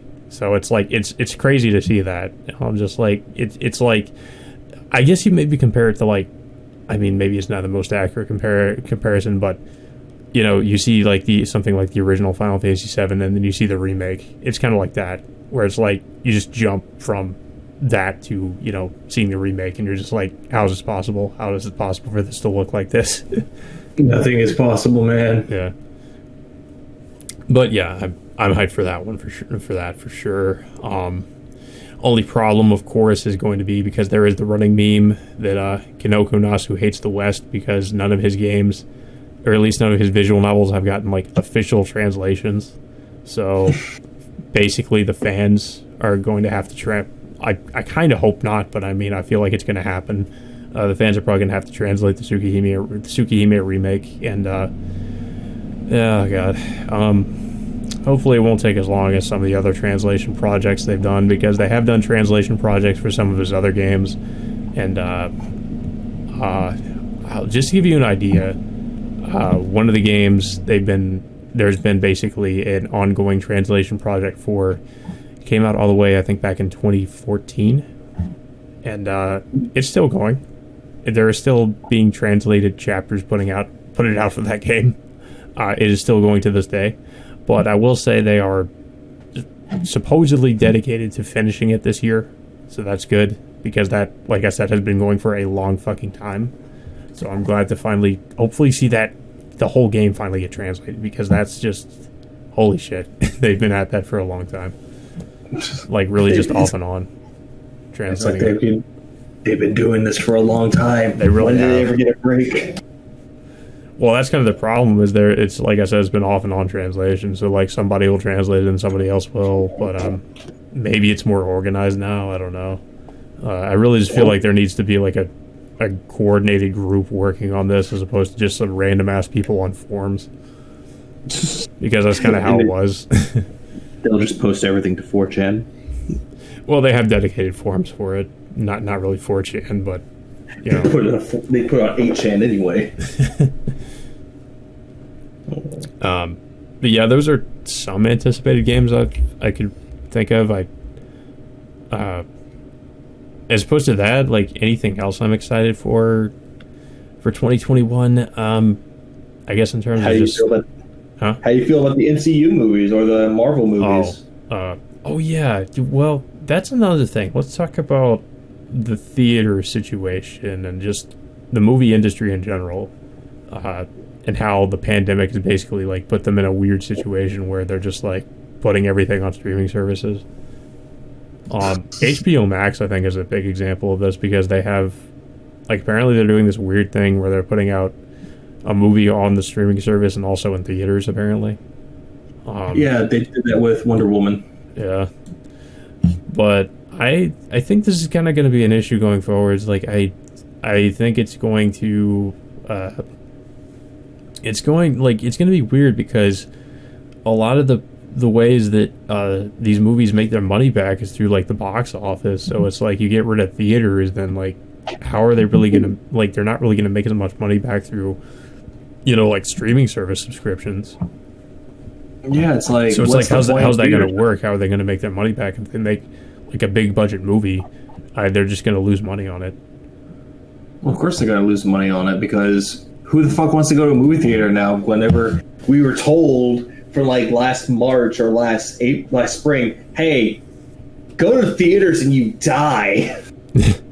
Yeah, I mean, I've been to theaters since then, but and honestly, like, I'm not opposed to change, but I don't know if I can really see this being the norm going forward. Like, I can see some people's perspective where they're like, oh yeah, going to theaters, it's like, you know, you spend so much money on like refreshments, and you know, ticket is so expensive, and then you buy, you know, you spend the most money on like popcorn and drinks and all that. But I don't know. I can see that argument, but it's really just the experience of going there. You know, watching the movie on the big screen, munching on your fucking popcorn that's terrible for you, and it's like reclining in one of those fancy seats. If your fucking theater has fancy seats, unlike mine. Yeah, well, even still, like, I mean, but yeah, it's like, it's just the experience. Like, that's what I like about going to the movie theater. I kind of don't want to imagine that we're living in a day and age where that might, you know, it kind of might go away completely. I kind of feel like there should at least be the option there, at least. Like, I feel like it should be more so like a hybrid of things. Like, you know, maybe they have some movies that are going to come out on streaming services, but then they, you know, you can still go to the theaters and watch some new movies. I don't know if it would be the best idea to like phase them out completely. I mean, do you think it's the same situation as like what we saw with like video rental stores, where it's like they're just completely going to be phased out by like online stores and online streaming? Honestly, I can kind of see that becoming a thing now, because take for example Netflix. Netflix was originally from Blockbuster. Also, I should give another reason why theaters were good. It's like the lazy date idea, because that's like usually like if I'm going on a date with a chick, like that was like one of my go-to things. I'm like, you want to go see a movie, or go eat somewhere and then go see a movie, or, you know, and it's also just an excuse to get out of your house in general. You know, so I mean, there's always that. So now that becomes that's no longer an option if you're trying to take somebody out. You know, it's like, well, you can't go to the theater because there is no theater. Well, of course you can't do that anymore because COVID ruined it. Well, kind of. I mean, you could still do it, but you could. Well, you could, but if the theater was going to be open or not depends on where you live. I mean, the theater I have over here is still open, so. But yeah, there are still a lot of theaters that are closed. Mine is quote unquote open, but barely anyone goes in. Yeah, that's sort of the situation with mine. Because it's like, it's become the norm where it's like, hey, why should I bother going out of my house to see a movie when I can just do it from home? There's some advantages to it. A, you don't have to leave your home. You can actually save, quote unquote, save money. Yeah. But there's a disadvantage to it. Doing it from home, you spend more money. Yeah, I mean, it's like this. From a consumer standpoint, I see how it's mostly an overall benefit, but from the standpoint of the people making the movies, not so much. Just because, like I said before, if you're working on like a big budget movie, you're not really going to have the advantage of making all that money back in the box office. Like, how are they going to make that money back? Like, that's kind of going to be the problem that's going to have to be addressed. Like, you could pull a Disney and charge $30 for our premiere access. Yeah, I don't know. Yeah. Well, people didn't really like that either because, you know, they had to pay so much damn money for a movie when they already have a subscription to Disney Plus too. Yeah, even though they just could have just waited and see the movie for free. Yeah. Yeah, I mean, in general, I've always more or less advocated for physical media too. So when it comes to streaming stuff, while I do have subscriptions to streaming services, I also buy a lot of physical, you know, Blu-rays, and so I mean, in that way, it's just physical media and is inherently superior because you don't have to worry about your internet connection. You're trying to stream it, and it's also because, you know, you never really have to worry about something that you were watching being taken down from that streaming service or whatever. I mean, or being tampered with, I guess you would say, because there's been that problem. You know, you have it physically, so, you know, you can just pop it in whenever. It's the same with video games too. Like, if you don't want to play this video game anymore, you can just delete it. Oh, hey, they took it off the storefront digitally. Oh, guess what? I still have my physical copy. Yeah, it's a problem with that too.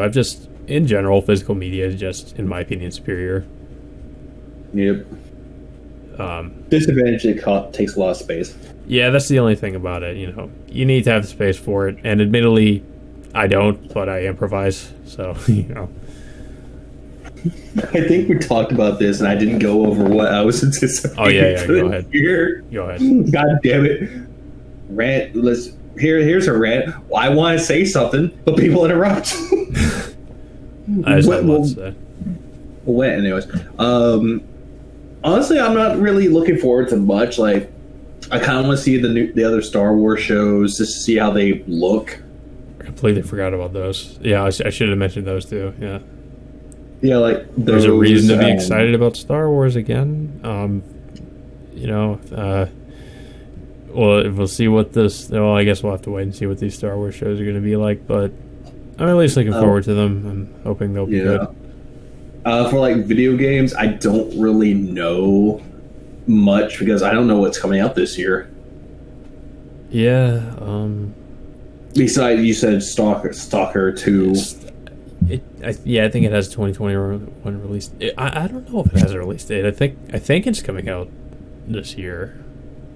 I hope so. Yep. Yeah.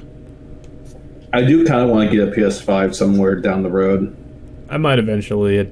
Like I said, it depends. Depends on if they actually start getting some games that I want to play. Yep. Aside from the Demon's Souls remake, that is. Demon's Souls. What was the other one I'm trying to think of? God of War Ragnarok, but that's coming to PS4 as well, supposedly. Yeah. Horizon 2. I don't know. I think for it comes to video games, there's not much to do. I kind of want to just go get some of the games I didn't get last year, like Pikmin 3 Deluxe, Super Mario 3D All-Stars. Unless you count Mario 3D World with Bowser's Fury, because that actually sounds interesting. Yeah, no, it's a port. Anything besides video games? Music, same thing. I don't really know what is coming out for music and all that. but I don't know. I'm not really much anticipating on much, except for like the Star Wars Disney shows and whatever they come out with. Yeah. I mean, I have heard rumors of the Luke Skywalker show, so I kind of hope that's real.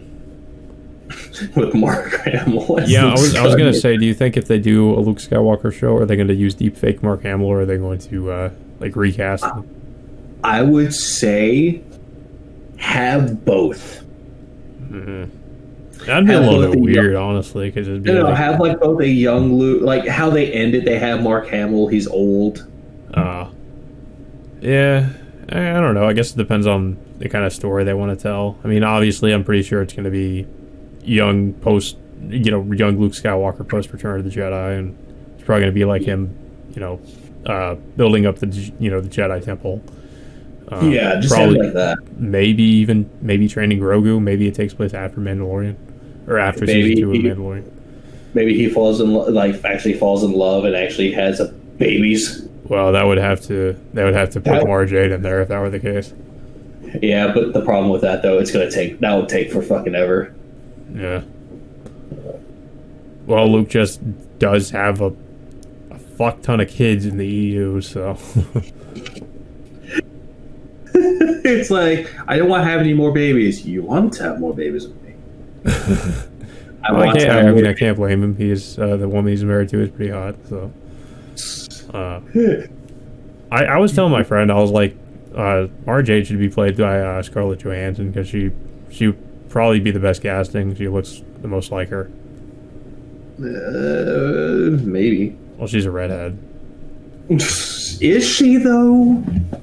Well, I think she is. Or well, I don't know. I mean, she can pretend to be whatever. Is Scarlett Johansson married? I'm not at.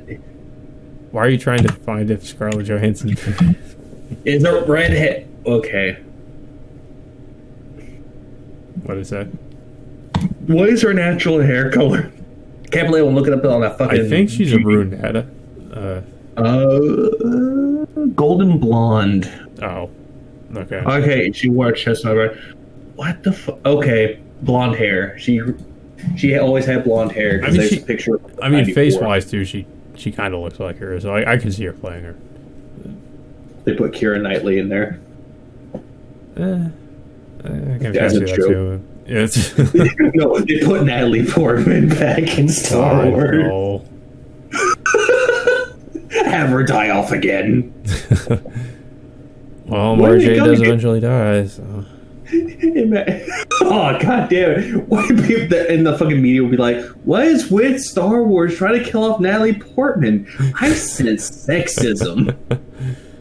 Yeah, I think I saw from the EU they have like a funeral for her and everything, so that'd be kind of funny to be like, oh yeah, so Padme dies and then fucking Mara Jade's dead and she has like a funeral casket. I can just imagine they try and bring her in for her that role. She asked them, "Do I die at the end?" Well, about that. Yeah. Is Kathleen Kennedy going to be involved? No, I'm in. Yeah. Yay. She's too busy with the High Republic. The highest fuck Republic. It's the highest fuck. No, not the highest Republic. Oh, hey guys, look, we have Yoda. It's like, yeah, that's great. It's probably not actually going to be Yoda, though. It's not Frank Oz. It's going to be, it's going to be like what they did with Luke, and where it's like, it was Jake Skywalker. It's going to be like fucking Jake Yoda or some shit. It's going to be like an imposter. No. Well, okay, so the High Republic is not like, it's not necessarily like a movie. It's like a series. It's like a bunch of books and comics. And I heard about those. Like, I heard that it wasn't. It doesn't look terrible, but it just sounds awful. The idea is stupid. They basically just say it takes place like 200 years before the prequels, and it kind of like contradicts a lot of stuff within Star Wars lore. It's like, why don't you guys just do Old Republic? It's like, no, we're going to do our own thing. It's called the High Republic. It's like, yeah, great. The High Republic. Cares. Yeah, it's so dumb. Like, the name is stupid as fuck. Oh, High Republic. And it's like, it's like, okay, so when the Jedi were at the height of their power, it's like, yeah, that didn't happen in the fucking prequels. Oh God! I've just now had a terrible idea. Put Tommy Wiseau in the Star Wars universe, please, or Neil Breen. One of the two. Both of them. Both is You're good. You're not the Jedi anymore. Tosses a laptop at them. Yeah, Tommy Wiseau can play like a Sith or something. No. Neil Breen goes against him, but instead of a lightsaber, he just throws laptops. It's like, the fuck? I kind of want this to happen now. I do too. Revenge of the Breen. Revenge of the Breen. What is Attack of the Bell? They're like trying to do like the prequel lightsaber fight where they're like dancing around. No, it's their Attack of the Breen. No, okay. Breen's actually like the main villain. Tommy Wiseau is the hero. It's like, can you imagine? I think they actually did like put Tommy Wiseau in like they used it for like a prequel meme thing where like Tommy Wiseau was in that one scene in Revenge of the Sith where he was like talking to Padme or whatever, and you know, like he's like, "You're tearing me apart." Like he's just putting scenes from the room. Have I heard? Oh hi Annie. Have I told you the story about Darth Plagueis the Wise? or better yet, have him play Anakin Skywalker. It's like, you're on this council, but you're not a Jedi Master. What? That's not true. That's not fair. How can they be masters when I'm not? I'm sitting on this council. Take a seat. Oh, what's so? That'd be amazing. Okay, fine. If Kathleen Kennedy does anything, like cast Tommy Wiseau in a Star Wars movie, I would somewhat give my respect to her, just a tiny bit. Yeah, it's like, hey, you're already ruining it. Why not just make a joke out of it? Like, who cares? Exactly. Like, you fucking beat a dead horse, throw some jokes in there, spice it up with some life. Exactly. Throw in, like I said, Neil Breen. Who else is a shitty actor? I'm trying to think. Throw in Arnold Schwarzenegger in there too as Yoda. Oh, you must lift weights. Lift, you must. You son of a bitch. Let off some steam, Annie. Yeah, I don't know. I'm trying to think who's a bad actor. Well, actually, Arnold Schwarzenegger's not really a bad actor. He's not a bad actor. He's just like, well, I would also say like he's in the same. It's like the same thing like with Sylvester Stallone. Like he's not a bad actor. It's just like you can't take him seriously. Sylvester Stallone as Obi-Wan Kenobi. Oh Jesus fuck! It'd be like, what the hell is he even trying to say? It'd be like, or fuck, why don't you make Sylvester Stallone Anakin Skywalker? It's like, about peace, but and justice to my new empire.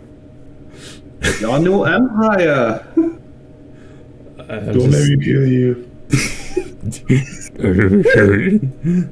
Are so young. In my opinion, the Jedi are evil. God damn it! Why the fuck are we coming with terrible ideas?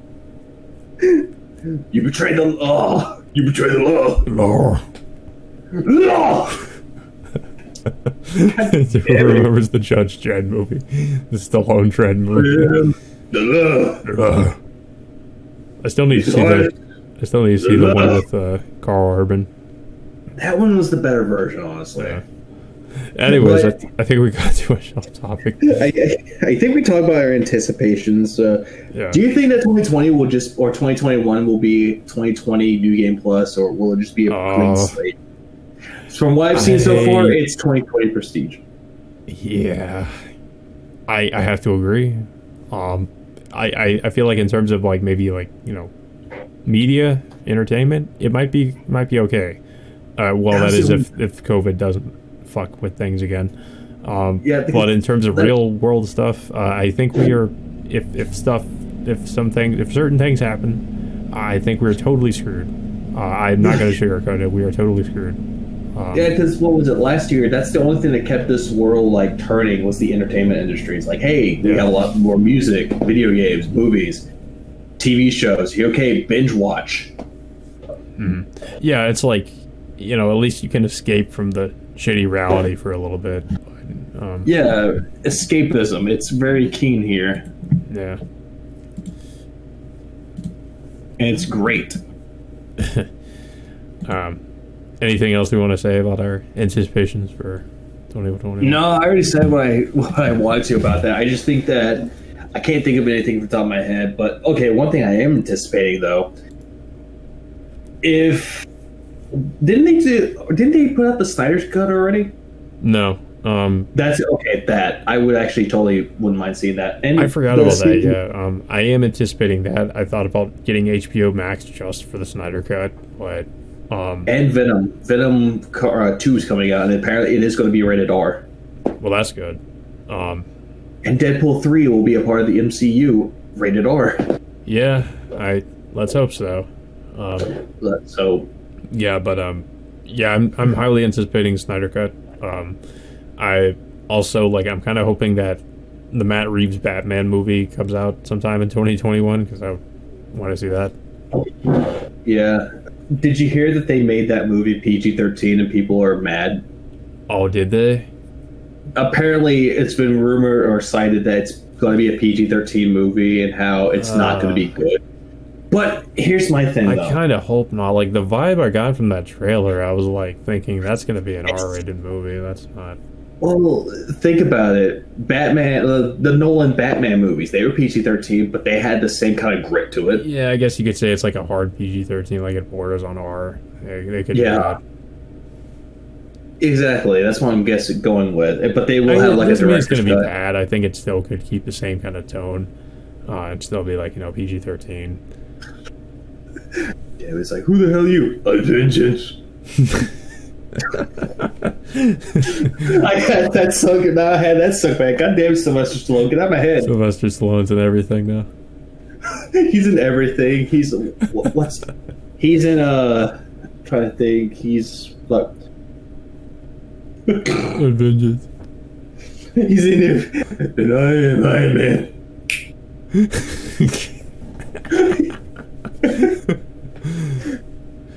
Or no, he said, I was like, death is inevitable. What did it cost you? Everything. That would definitely kill any sort of threat that Thanos would pose. Okay, I can't take this guy seriously. Okay, another thing I will mention. You were saying that they wanted to put Robert Downey Jr. as Thrawn, yet I could see Josh Brolin as Thrawn. I mean, some people are saying that's bad casting. I feel like it could work. With Robert Downey Jr. as Thrawn? I don't know. No. You don't think so? When I think Robert Downey Jr., I'm thinking of a snarky asshole. Thrawn doesn't sound like a snarky asshole. Yeah, but I mean that's his Iron Man character. I mean, he's played different characters. So I mean, but the thing is that it is a little bit of a different role for him. So you think that's him? He's always a snarky asshole. Yeah, in real life he is. Exactly. But I will give you that. Granted, there are some roles where he's not really a snarky asshole, but you just can't associate it with anything else anymore. I really think it should have been the dude that voiced him in Rebels, which was, I think it was Mads Mikkelsen's brother. I was like, you should play him. Either him or literally Mads Mikkelsen, because both of them are really good play really good villain characters, and they kind of play those kind of characters anyway. So it's kind of a no-brainer in that regard. But Robert Downey is a little bit weird. I don't know. He'd really have to surprise me in order for me to be like, okay, he's meant for this role. From what I know of Robert Downey, I would say it's not the best casting, but I'm kind of trying to be open-minded about it. Oh, speaking of casting and Mads Mikkelsen, have you heard of, what Fantastic Beasts is, right? The Harry Potter prequel? Yeah. Apparently, the guy that Johnny Depp was Grindelwald, but due to the bullshit that went up against him, he got kicked out. They're replacing his character to be played by Mads Mikkelsen, and I'm looking at it going, it's a good substitute. Yeah, I mean, he's a good actor, so I'm not opposed to that. Agreed. I still need to play this, try to for his roles. Yeah, the whole thing with Johnny Depp, though, it's like that man's just been put through the ringer. It's fucking ridiculous. Agreed, and Amber Heard is still the victim. It's like, fuck off. Yeah, Amber Heard. I don't know how she is still getting roles. She's apparently going to be in Aquaman 2, and she's going to be in the Snyder Cut. Great. So yeah, that's great. Yeah, great. Yep. Mm-hmm. Great. According to rumors, she might have a big role in the Snyder Cut too. So I hope not. Yeah. You know what they need to fucking do? I will actually fucking enjoy this to death. What? They will, like, they have not the Aquaman movie. It's like a Flash movie with the paradox. Oh, the Flashpoint paradox. Yes, the scene where Wonder Woman is holding Amber Heard. I don't know what her name was, but Amber Heard's character. I think it was like her Mira? decapitated head. Wasn't it Mira? Mira, yeah. Holding her fucking head. I would be like, I would pay to see that movie. Yeah. Yeah. And she actually gets sent to prison. People hold up that picture. It's like, yep, justice has been served. God damn. Nobody can't believe you, Johnny. What'd I do? What did I do, Amber? You shat on my bed. Bitch, that was you. Oh, I can't believe that you did that. I still want... If they ever do make a film about Johnny Depp, I hope to God they get Evan Peters to play Johnny Depp, because he... No, you know why I say that. Oh, why? Hold on. Evan, you know who he is. No. Evan Peters is he's an actor that's mostly in American Horror Story. Okay. So does he, like, kind of resemble Johnny Depp? I found a picture that looks just like him. Hold on, let me see if I can. I'll put it on screen. I just gotta find it. There it is. This is what he looks like. And god damn it, load up, you piece of shit. Yeah, that's what he looks like. Yeah, I think he can pull it off. Yeah, he can pull it off. Yeah. I mean, fuck, if they make Rami Malek look like Freddie fucking Mercury, they could do that. Yeah. Anyways. But yeah. So, I think with that all being said, we're done. we should probably move on to the recurring segment. Which is things we like so far. Things we like, corners, yay. So, Levy, what do you like so far? Fuck. I already said Dicey Dungeons already, but I hadn't played much of it, so I'll go on to something that I watched recently, and I hope to see more of it whenever they put it on Disney Plus, which is the DuckTales reboot. That should be interesting. It already came out. They only had like the first 2 seasons on there, but honestly, I think it's better than the original. Okay, you're probably wondering why. Yeah. Why? Here's why. The original is there's nothing wrong with the original. The original is a good Saturday morning cartoon adventure series. That's all I can call it as. But with the DuckTales reboot, they go more into the characters, which is something unheard of in the DuckTales universe. Oh, so they flesh out the characters. Yeah, they get, like, each character, like, each of the triplets, they have their own unique personalities. Scrooge is actually played by Kilgrave, surprisingly enough. But he does a good job as him, though. Yeah. But it's just great. Like, there's all these characters in there. It's like, they actually bring in Donald Duck's sister into the fucking universe, finally. But it's actually, like I said, they did it well. They never mentioned their fucking parents in any of the original. And they finally do it. It's like, this is actually surprisingly good. Yeah, that sounds like an interesting change. It is, but unfortunately they canceled it, and the last few episodes are going to go up sometime later this year. Why'd they cancel it? I don't fucking know! That's what I don't want. I don't. Was it not getting good viewership or something? Or? It got good viewership, but hold on, let's see. They announced the third series would be the last, concluding in 2021. Let's see. I'm trying to think. Production. That's mostly it. That's just mostly it. They just said that they were just going to make it the final one, but apparently they canceled it, supposedly. No, that's weird. But I think it is fucking bullshit. Yeah. I wish that wouldn't have done that. Yeah, I guess with what I like so far,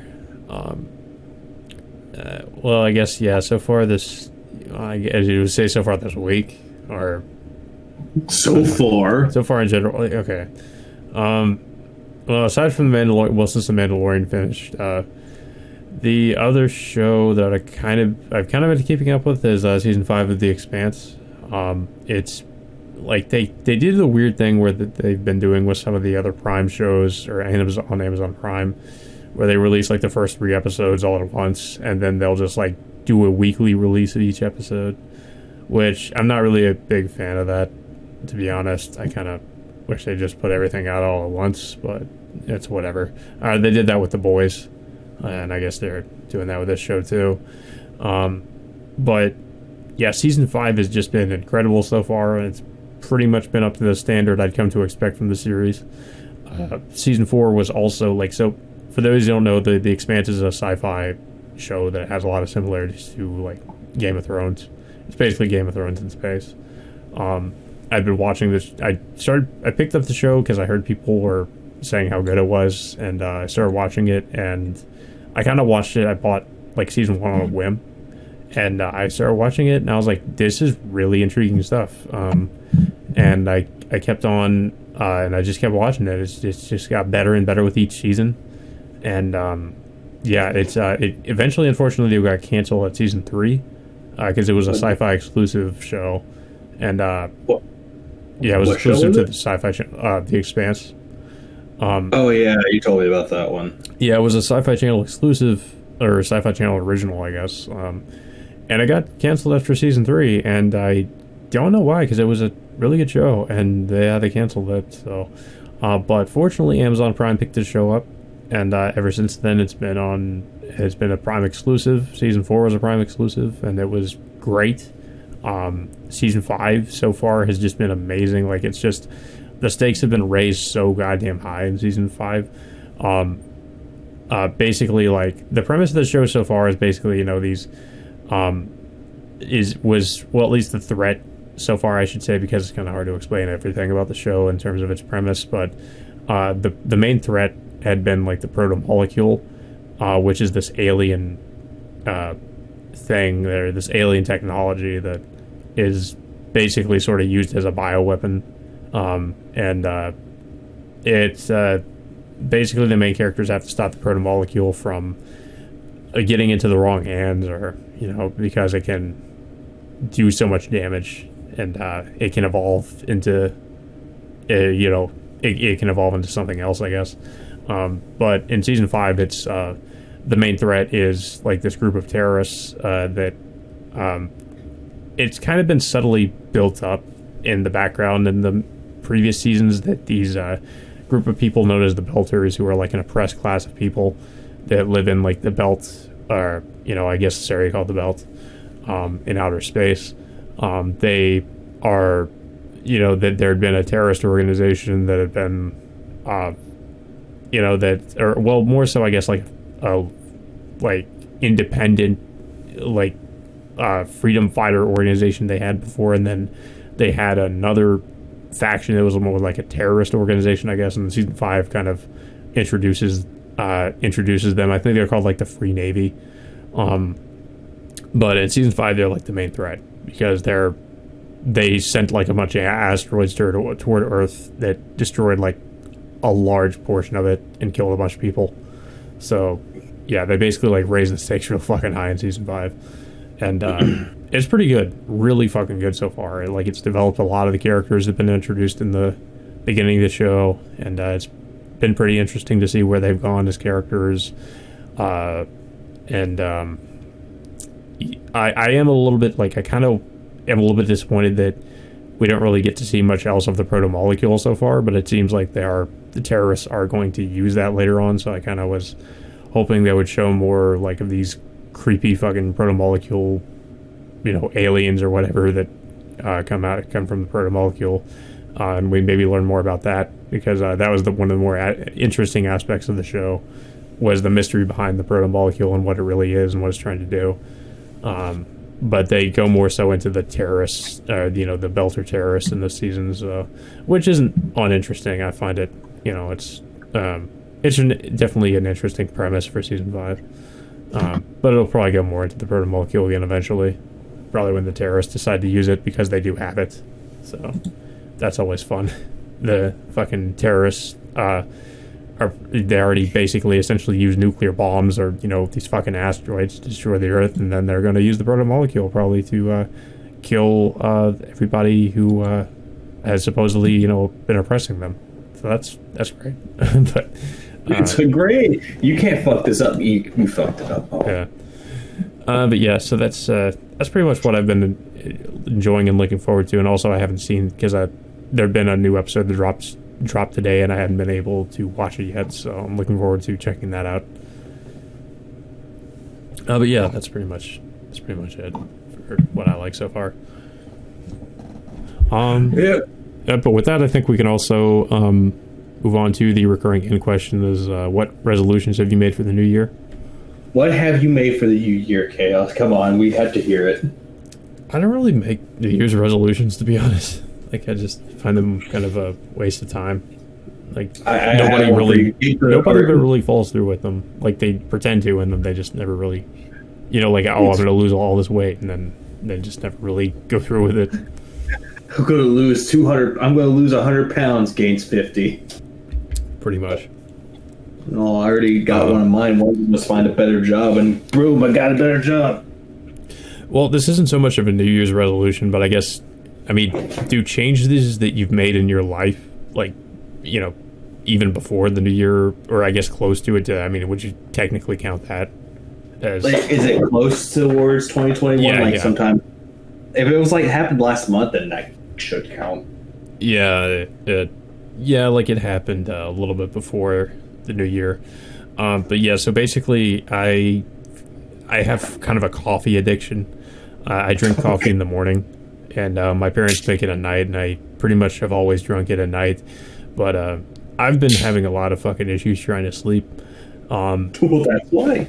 Oh yeah, but I've been doing it for years, but I think it's just gotten so bad recently that I was having so much trouble sleeping, and I tried so many things. Like, I tried taking melatonin, I tried just different things, but I figured out I pretty much I tried to half-ass it too. I tried to drink like maybe half of a cup, and it didn't really help me too much, so I figured I just needed to cut it out entirely. So that's I just decided I just wasn't going to drink it at night anymore, and it made, even though I did have some slight side effects, such as like headaches, it definitely helped. I have finally been able to sleep, and I've probably slept better than I've slept in years, to be honest, like in a long time.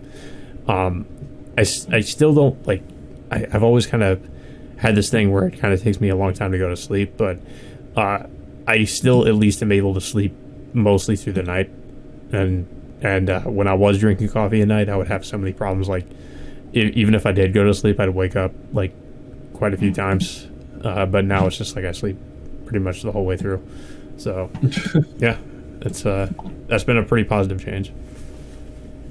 Well, it always is a good change. And I also just feel more awake during the day, I've noticed, because like when I was drinking coffee at night, like it's probably just because I didn't get enough sleep. I would just feel tired during the day, but now I just feel mostly energized during the day, and then at night I would feel, as I probably should, naturally tired. Like, even if I was still drinking coffee at night, I would be like tired.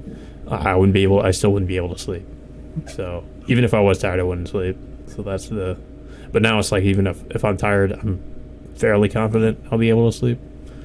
Well, I don't have to deal with that. I don't have to deal with, I have to drink coffee at night because of my job.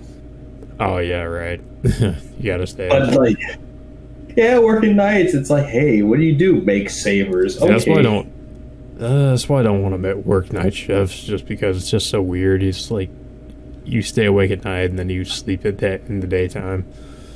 I'm usually a night owl to begin with, so it makes sense for me. But I don't know. I still want to sleep eventually. Yeah. Anyways, yeah, I think that's not too much else to say. We've been going for almost a little over 2 hours, so almost. One last thing. Huh? Okay, one last thing. This is probably going to get into another big discussion. Ubisoft making a fucking Star Wars game. All right. Okay. Well, there's two things too, because there's the Lucasfilm Games thing. Like they're they're making an Indiana Jones game. They tease that by the same people that made Wolfenstein. Yeah, well, a bit concerned about that, but hopefully it'll be fine. But how do you feel about Ubisoft actually throwing their hands in the ring for Star Wars? That could be okay. I mean, Ubisoft, like, a lot of their games are kind of meh. So that's why I'm concerned for the Star Wars one. Yeah, I mean, it could be. I think it'll be average at best. Let's just say that it'll be average, depending on what kind of game it is. I'm also kind of concerned with the Indiana Jones one because it's made by the people that made Wolfenstein. It's like, oh great, is it going to be a third person? No, first person. What do? You just shoot people. You shoot Nazis.